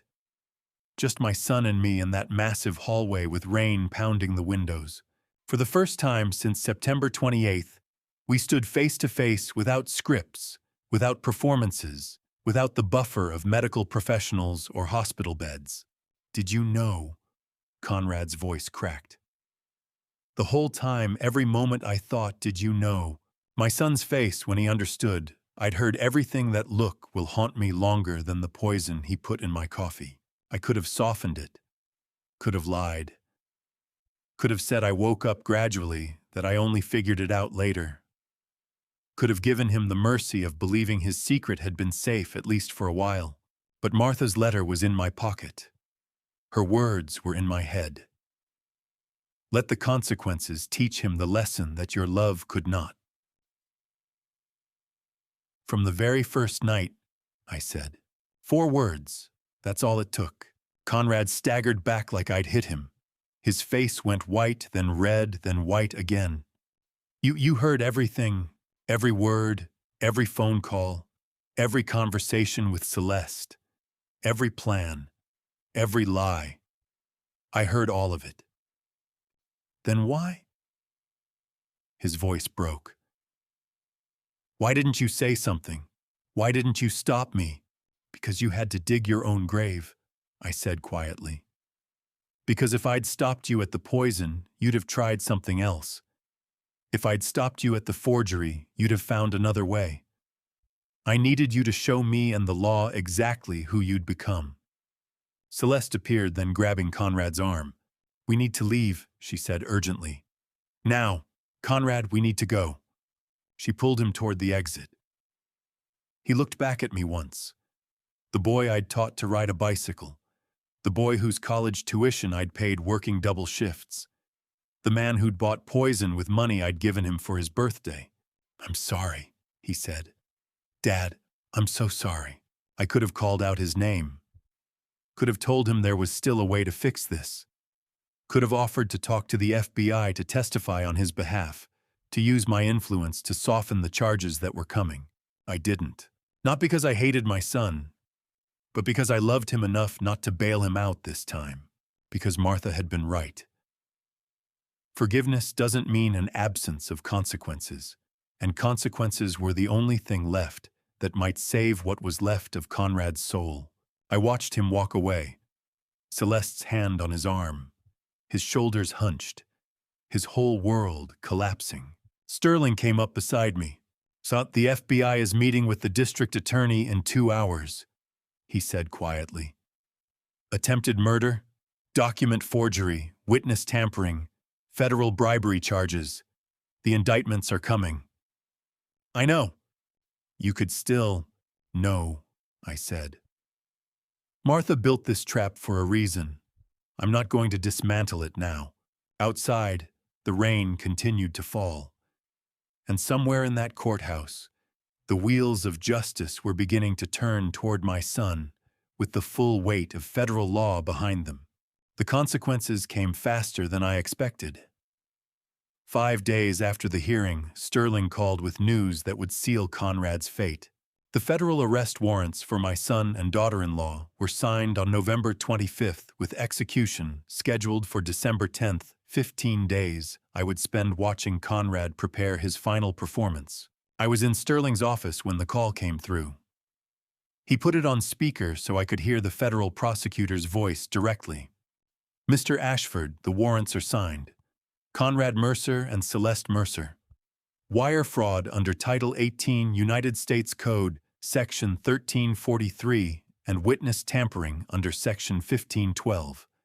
And through a coordinated state warrant, attempted murder and felony elder financial abuse under Oklahoma Statute 21, Section 843.3.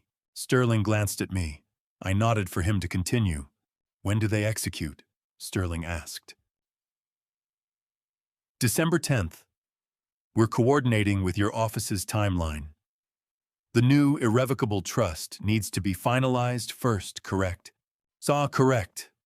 Once Mr. Mercer signs the new trust documents, Conrad will have no legal claim to any assets regardless of how the criminal case proceeds. It protects the estate even if the trial drags through appeals. Smart, the prosecutor said. We'll execute the warrants immediately after your meeting concludes. Have your client out of the building by noon. Sterling ended the call, looked at me. Oh, Vernon, you don't have to be there when they arrest him. You could sign the trust documents in my office. Let me handle— No, I said. I need to be there. Conrad asked for a meeting. He thinks it's about reconciliation, about working together to manage the ranch. I'm going to let him present his case.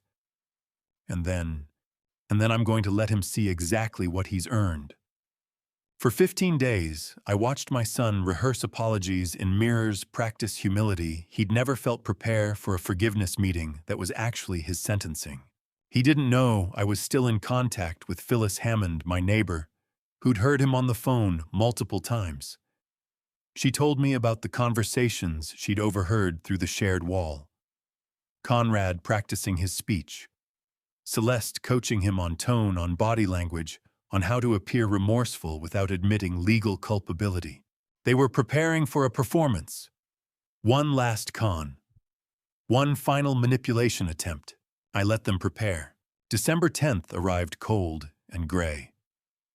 The meeting was scheduled for 10 in the morning in a private conference room at St. Francis Hospital. Neutral ground. Sterling had arranged everything. I wore my old green flannel work shirt, the same one I'd worn for 40 years to welding jobs. Comfortable, honest, real.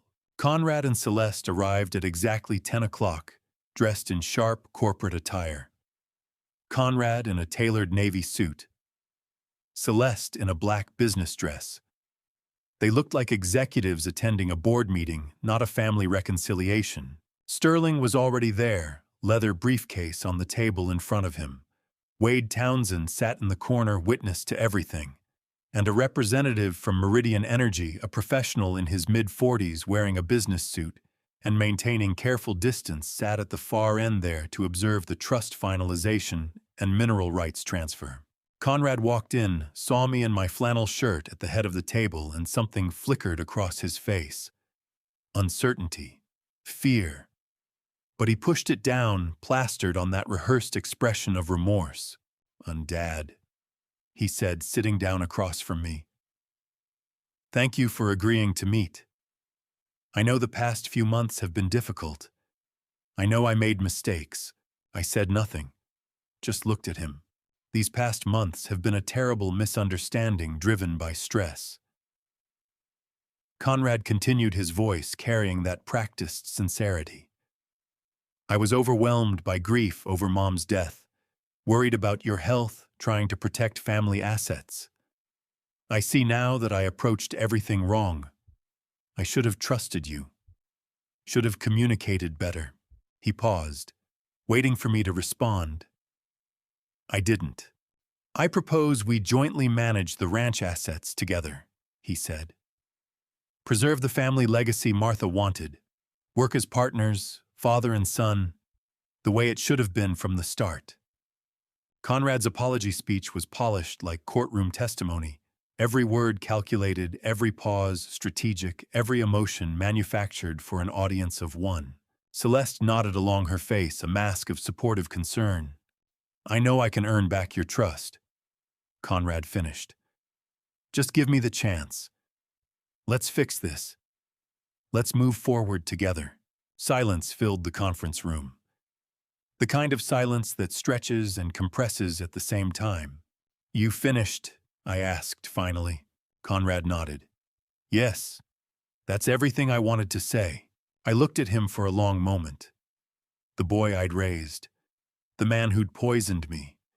The son who'd forged documents, bribed witnesses, and plotted to steal everything Martha had built.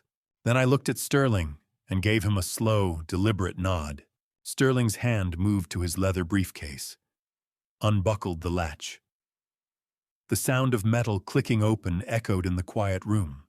Conrad's eyes fixed on that briefcase with an intensity that was almost painful to watch. He leaned forward slightly. This was the moment he'd been waiting for. The documents that would give him access to the ranch. The co-management agreement. The reconciliation contract. My son eyed Sterling's briefcase with the precise hunger of a man who was finally about to receive the prize he'd coveted for years. He wasn't wrong. He was just entirely wrong about what was inside.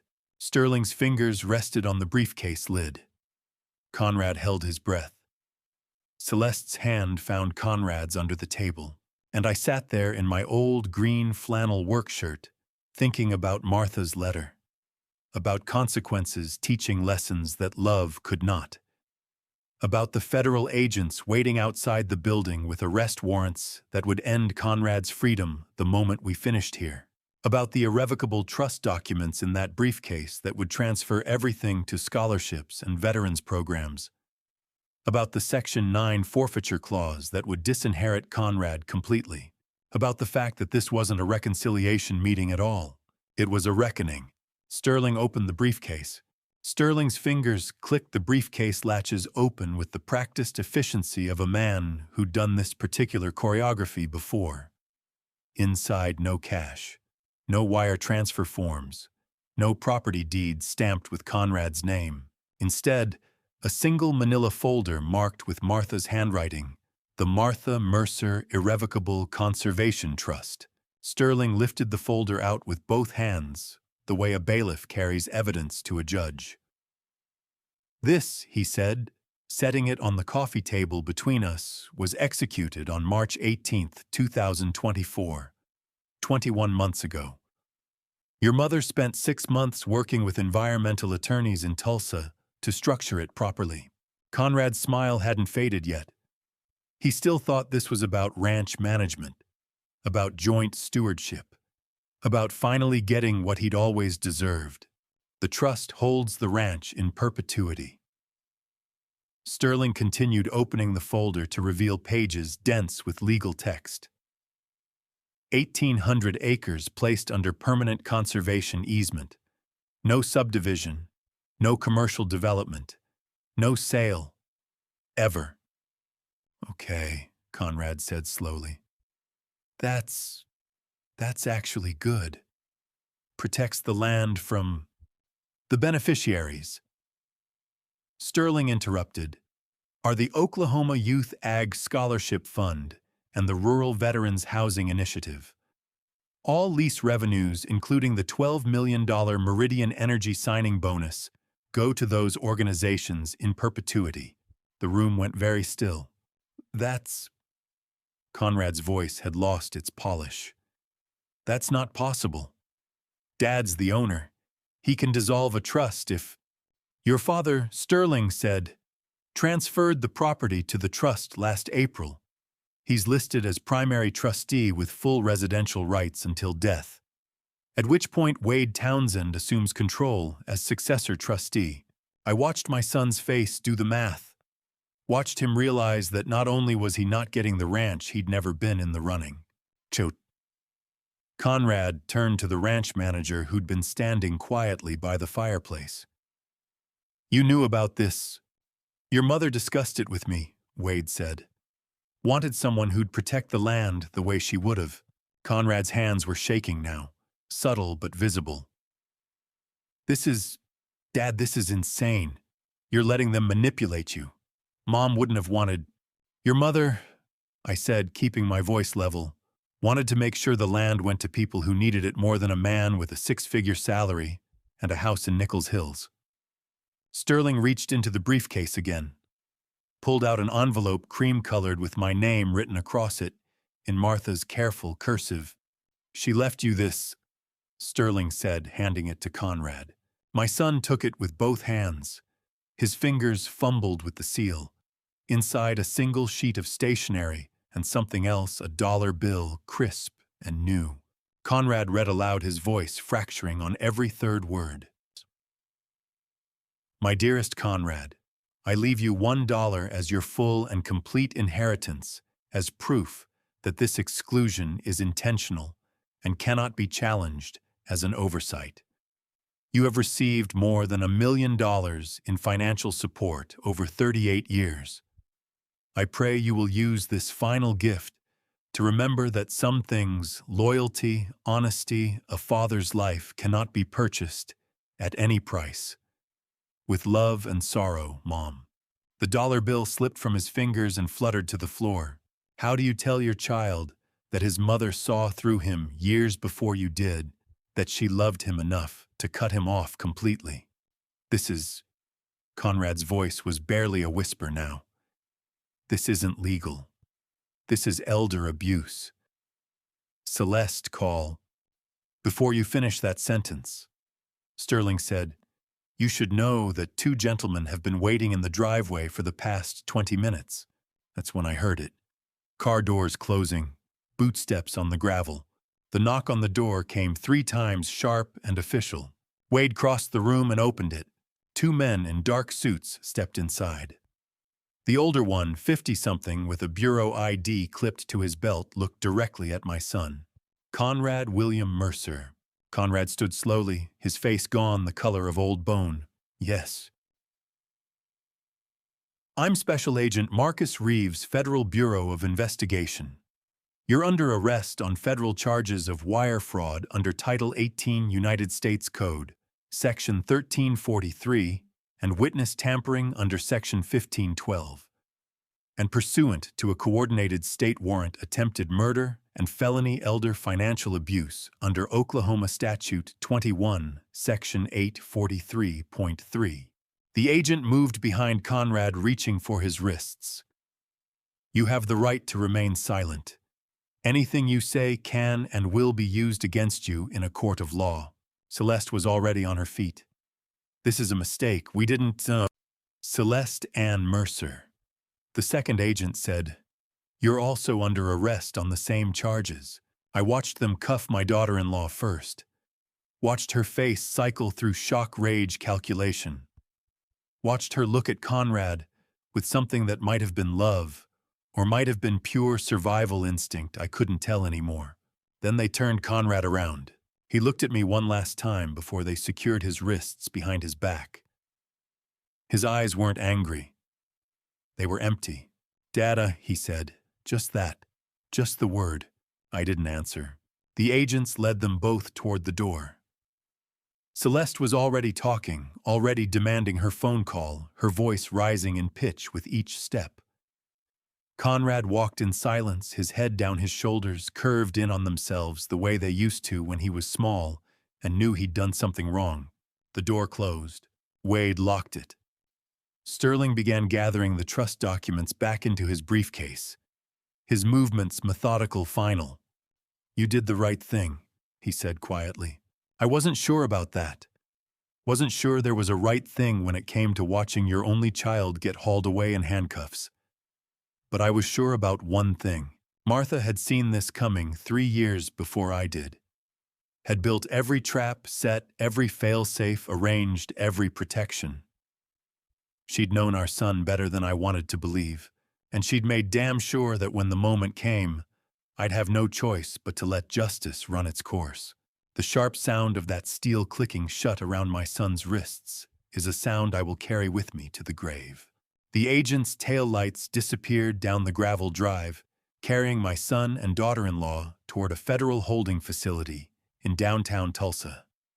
Sterling left 20 minutes later. Wade stayed until I told him I needed to be alone. I spent that night in the hospital room they'd held for me since September. The next morning, December 11th, I changed back into my overalls and work cap, the same clothes I'd worn the day they admitted me 74 days earlier, and for the first time since September, I felt like myself again.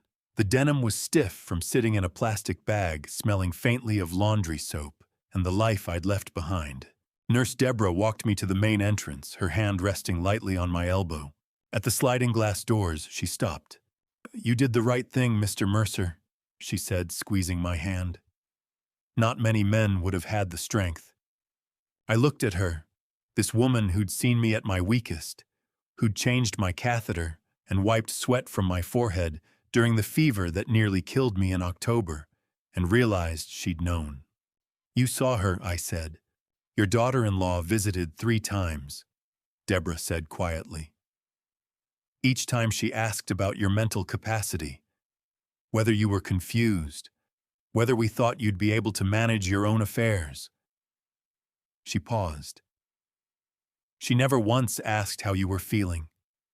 Every nurse, every aide who'd rotated through my care, they'd all been watching. They'd seen what Celeste was doing. They'd been silent witnesses to a conspiracy that thought I was too sick to notice. 73 days, I said. Feels like 73 years. Wade was waiting in the parking lot, his F-150 idling in the loading zone. He came around to open the passenger door.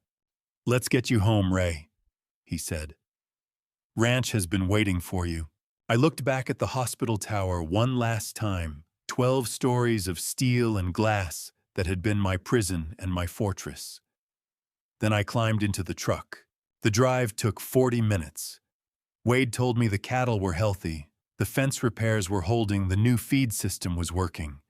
Normal things, ranch things, the kind of details that used to bore me and now felt like the only solid ground left. Leaving that hospital felt less like walking to freedom and more like stepping out of a courtroom where I'd served as witness, prosecutor, and heartbroken father all at once. When we pulled into the ranch, I saw the house exactly as I'd left it. Same white clapboard, same red barn, same live oak Martha had planted the year Conrad was born, branches bare against the December sky. Everything the same, everything different. By December 15th, Sterling called with sentencing parameters. Conrad faced up to 20 years for attempted murder, 20 for wire fraud, 10 for elder abuse. Celeste's indictments were identical. 50 years combined if prosecutors pursued maximum sentences. Both were held without bail at Creek County Detention Center. Their attorneys were negotiating plea agreements, trying to avoid trial, trying to shave decades off potential sentences. "The U.S. attorney wants to make an example," Sterling said. "Elder fraud cases don't usually get this attention, but the attempted murder charge changes everything." I listened from the kitchen, the same kitchen where Conrad had rehearsed his apology 2 months earlier, calculating how to squeeze compassion from a father he'd tried to kill. "What do you want me to tell them?" Sterling asked. "Tell them to do their jobs," I said. "I'm not asking for mercy. I'm not asking for revenge. I'm asking for justice." Celeste's attorney tried calling me twice. I never picked up. Whatever she wanted to say, apology, explanation, plea for leniency, I didn't need to hear it. Wade formally assumed his successor trustee role on December 18th. Martha had prepared the paperwork 21 months earlier. Wade signing those documents meant the ranch would never belong to my bloodline again. It would belong to the land itself. To the kids who needed scholarships. To the veterans who needed housing. You might think signing away $12 million to strangers would feel like sacrifice, but watching it fund the future, Martha dreamed of, felt more like vindication than loss. The Meridian Energy drilling lease closed on December 23rd. $12 million transferred directly into the Martha Mercer Irrevocable Conservation Trust. Not a penny touched my hands. Not a penny would ever touch Conrad's, Wade called that afternoon. It's done, Ray. The signing bonus cleared. First scholarship payments go out in January. I stood on the front porch, looking out over 1,800 acres that Martha had loved more than anything except me. The land Conrad had been willing to kill for. The land that would now belong to people who'd never met us, but would benefit from Martha's foresight for generations. Conrad's greed hadn't destroyed Martha's vision, it had accelerated it. His desperation to control the ranch had triggered the exact protections she'd designed.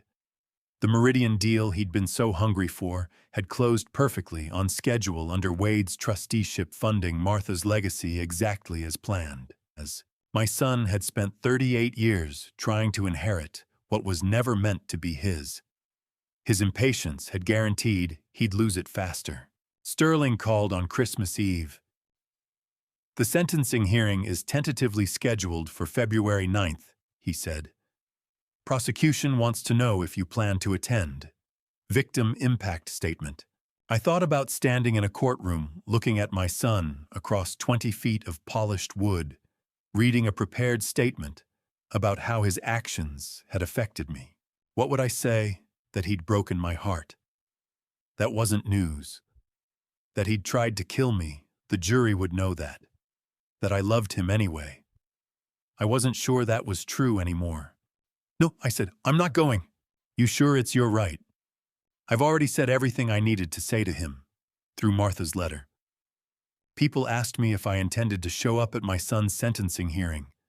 I told them no. I had already said everything I ever needed to say to him, through Martha's letter. The ranch didn't need me at a courthouse in Tulsa. It needed me here doing the work Martha had trusted me to do. That ranch work turned out to be simpler than I expected. The first cup of real coffee I drank in 74 days tasted like freedom, black, unsweetened, sitting on my porch under stars that stretched wider than memory. No hospital bitterness, no chemical aftertaste. Just dark roast from the tin Martha had kept in the freezer, brewed strong the way I'd always liked it. I sat in the old wooden rocking chair, the one with armrests worn smooth from decades of evening sits. The wood creaked under my weight, a good sound familiar. 1,800 acres of protected land rolled out to the dark horizon. I could smell wild grass and the faint petroleum tang from distant wells, that particular Creek County scent. December silence settled deep, broken only by wind through bare branches. I realized something sitting there that I hadn't felt since Martha passed. I was sitting in quiet, without feeling completely empty inside. The stars were brighter than I remembered. Martha used to drag me out here on clear nights, pointing out constellations I could never quite see. She'd grown up with oil money, but she'd chosen this land for reasons that had nothing to do with the crude underneath it. So I picked this place for the sky, Ray, she'd told me once, maybe 20 years back. Not the mineral rights, the sky. I'd smiled and thought she was being romantic. Thought she was justifying acreage any sane person would have subdivided and sold off. Sitting there in the December dark mug, warm against my palms, I finally understood. The land wasn't about what you could extract from it, oil profit inheritance. It was about what it gave you just by being itself. Space, peace. A horizon big enough to hold grief without it crushing you flat. Martha had always seen this place as sanctuary, not investment. She'd built her trust to protect that vision from people who'd only ever see dollar signs. People like Conrad. That first night back, the ranch felt less like property and more like sanctuary 1,800 acres that Martha had converted from inheritance into armor. I sat there until my coffee went cold, watching stars wheel overhead, breathing air that didn't smell like disinfectant. For the first time in months, I felt something close to peace. Wade showed up the next morning before I'd finished my first pot. The sun was brilliant through the kitchen window, turning everything gold and sharp-edged the way winter light does. He knocked once and let himself in. "Didn't wake you, did I?" he asked. "I've been up since 5, I said. "Old habits." He poured himself a mug, added cream, sat down across from me. We drank in silence for a minute. Comfortable silence. Then Wade set his mug down. "There's something I need to tell you," he said. "Something Martha asked me to keep quiet until after." "After what?" "What, after you got through the worst of it?" He paused. 3 weeks before she passed, Martha sat me down in this very kitchen. Said, "Dale, don't you ever let this land become the kind of wealth that makes people forget about the value of each other." I felt something tighten in my chest. Wade never called himself Dale, his middle name, the one Martha had used because she'd known another Wade back in high school. "She knew," Wade continued quietly.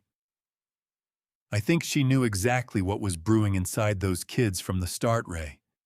She just wanted to make absolutely certain you wouldn't have to face the storm all by yourself." The coffee had gone lukewarm in my hands. I set it down carefully. "What else did she say?" "She said Conrad had started asking questions. About the trust. About whether it was revocable. About what would happen if you passed before her." Wade's voice was steady. This was summer of 24. Year and a half before he actually tried anything.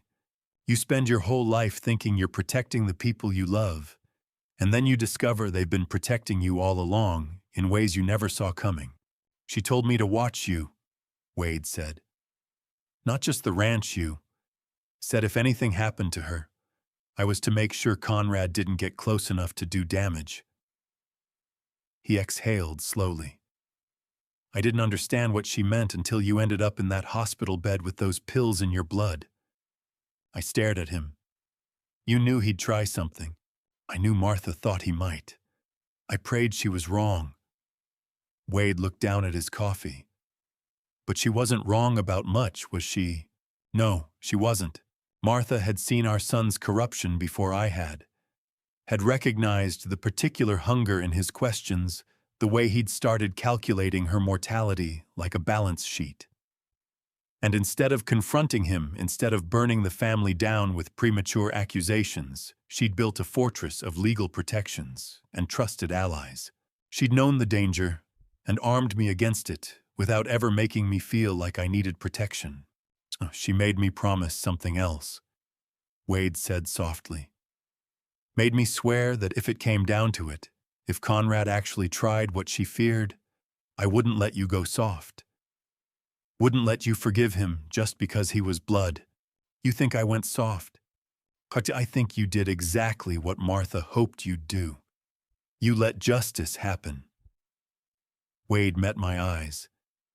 "That's harder than mercy, Ray. A lot harder."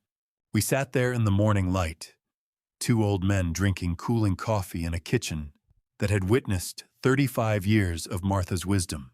She'd known, and she'd protected me anyway. Had built every failsafe, recruited every ally, structured every legal barrier, all while I'd been living my life thinking I was the one keeping her safe. I looked out the window at the fields, frost catching sunlight, like scattered diamonds, the silhouette of pumping rigs miles away. And I understood the greatest secret wasn't the $28 million at all. The greatest secret was that Martha loved me enough to shield me from a danger she prayed would never actually come to pass. But it had. And because of her, I'd survived it. That understanding settled over me slowly, the way winter frost creeps across glass, quiet, deliberate and impossible to stop once it had begun. On December 20th, Wade Townsend signed the Meridian Energy lease in Sterling's downtown office, and $12 million became scholarships for farm workers' children instead of fuel for my son's greed. The meeting took an hour. Sterling laid out the contract across his mahogany table, each page marked with yellow tabs. The Meridian executive, Thomas Garrett, 52 wire-rimmed glasses and the careful posture of a man who'd spent his career navigating mineral rights disputes, reviewed the conservation easement one final time. The trust provisions are among the most stringent conservation easements we've encountered, Garrett said. But the subsurface mineral rights remain commercially viable. Martha designed it that way, Wade replied. Money serves the land. The land doesn't serve the money. Garrett signed. Wade signed. Sterling notarized. Then Sterling turned to me. "Yeah, Vernon, we need your signature as primary trustee witness." I picked up the pen and signed my name, slow and deliberate, the way I'd always done things worth doing right. First time in months my signature doesn't come with a conspiracy attached to it, I said. Sterling smiled. Sad but genuine. That's what victory looks like, Ray. Boring paperwork. The wire transfer came through 20 minutes later. $12 million deposited quietly into the Martha Mercer Irrevocable Conservation Trust. No drama, no ceremony. Just numbers moving through a system Martha had spent years designing for exactly this moment. The first scholarships were scheduled for spring 2026-30 full ride awards for children of farm workers and ranch hands. Kids whose parents worked the kind of jobs I'd worked for 38 years. Veteran housing programs would begin in January. Transitional housing for rural veterans with nowhere to land. Wade's signature had transformed $12 million from poison into medicine. The exact amount that drove my son to attempted murder would now send farm kids to college. We shook hands in Sterling's lobby, two old men who'd just signed away a fortune neither of us had ever wanted. Martha would be proud, Wade said. Martha planned this, I replied. Down to the dollar. Down to the timing. She knew Conrad would come for it. She made sure it would be gone before he got close enough to touch it. Wade looked at me steadily. You finally see it?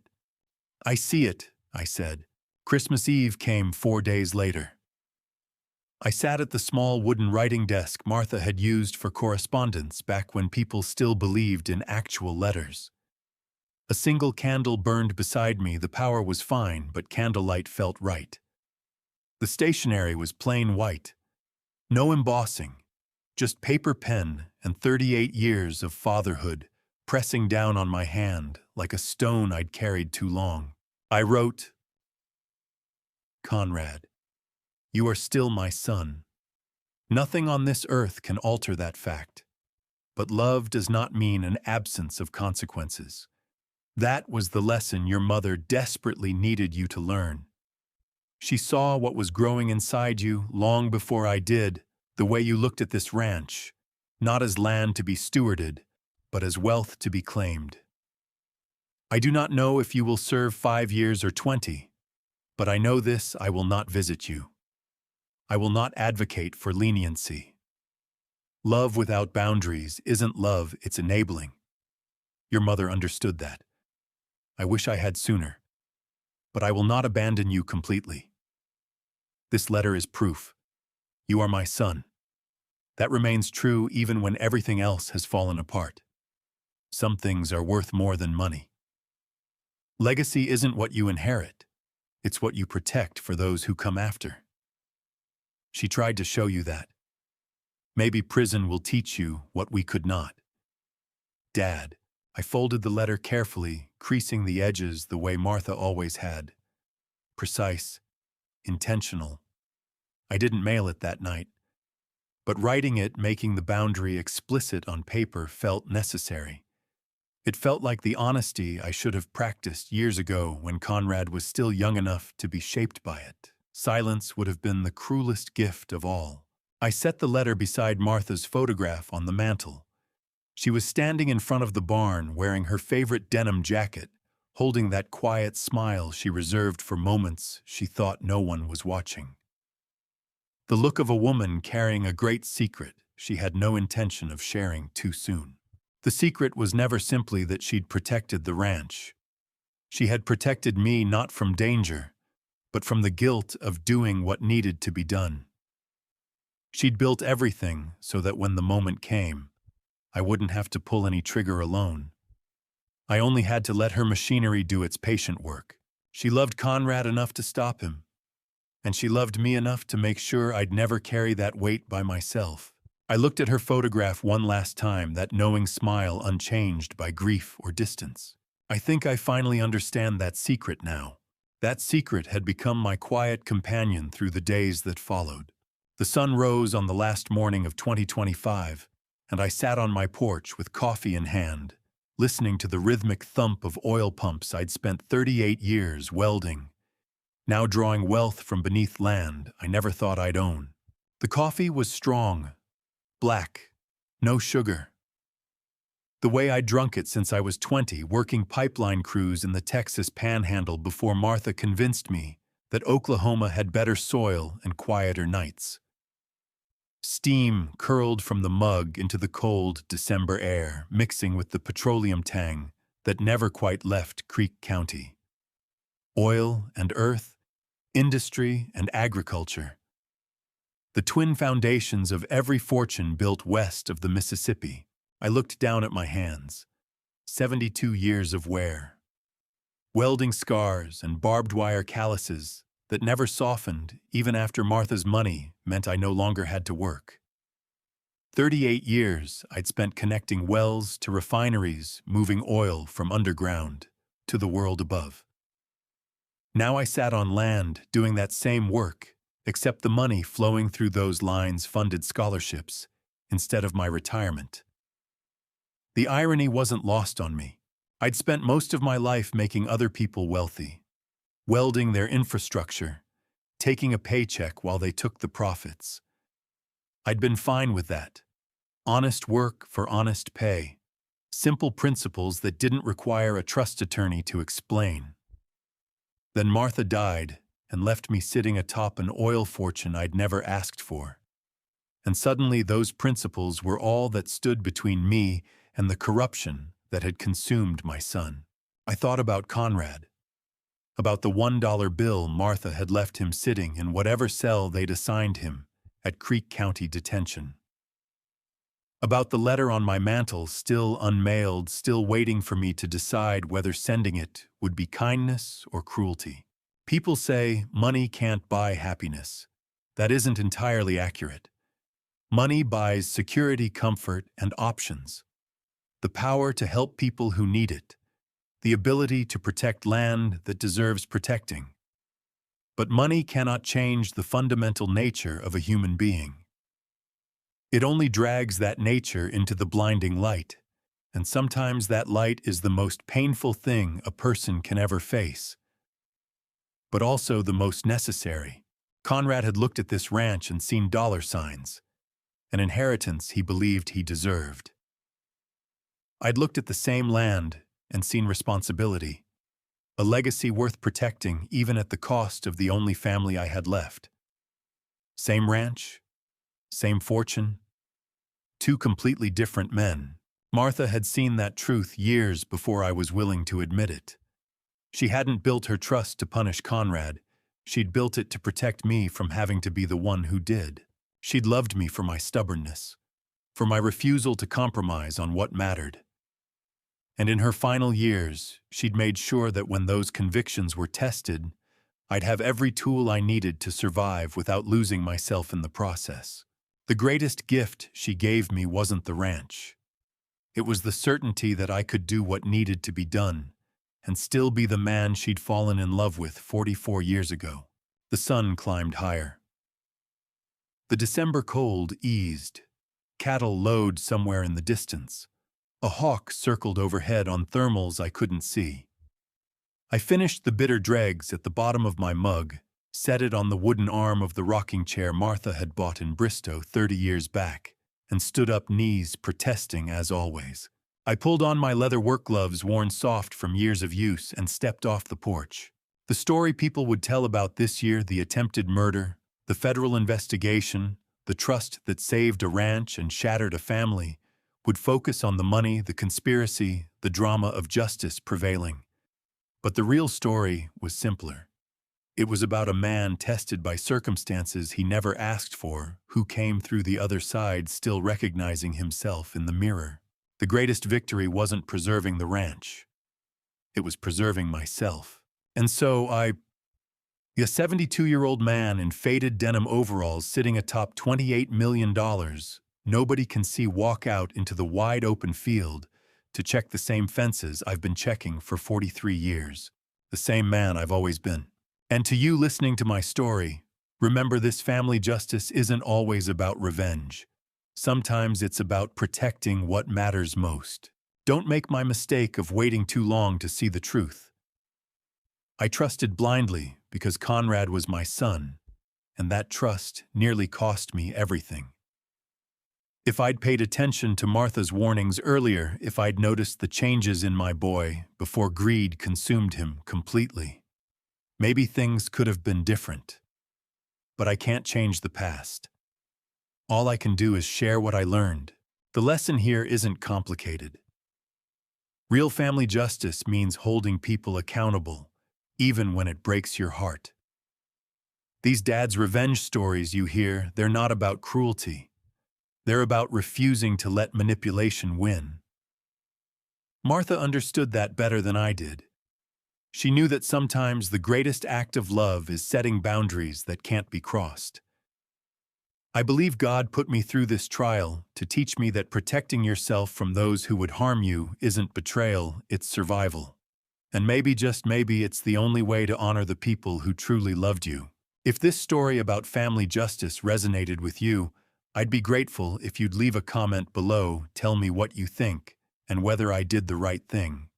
Share this with someone who might need to hear it. And if you believe in Dad's revenge stories that end with wisdom instead of bitterness, please subscribe to Wise Revenge. Your support means everything.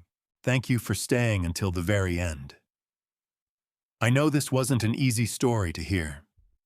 Before you go, remember that some details have been adjusted for storytelling purposes.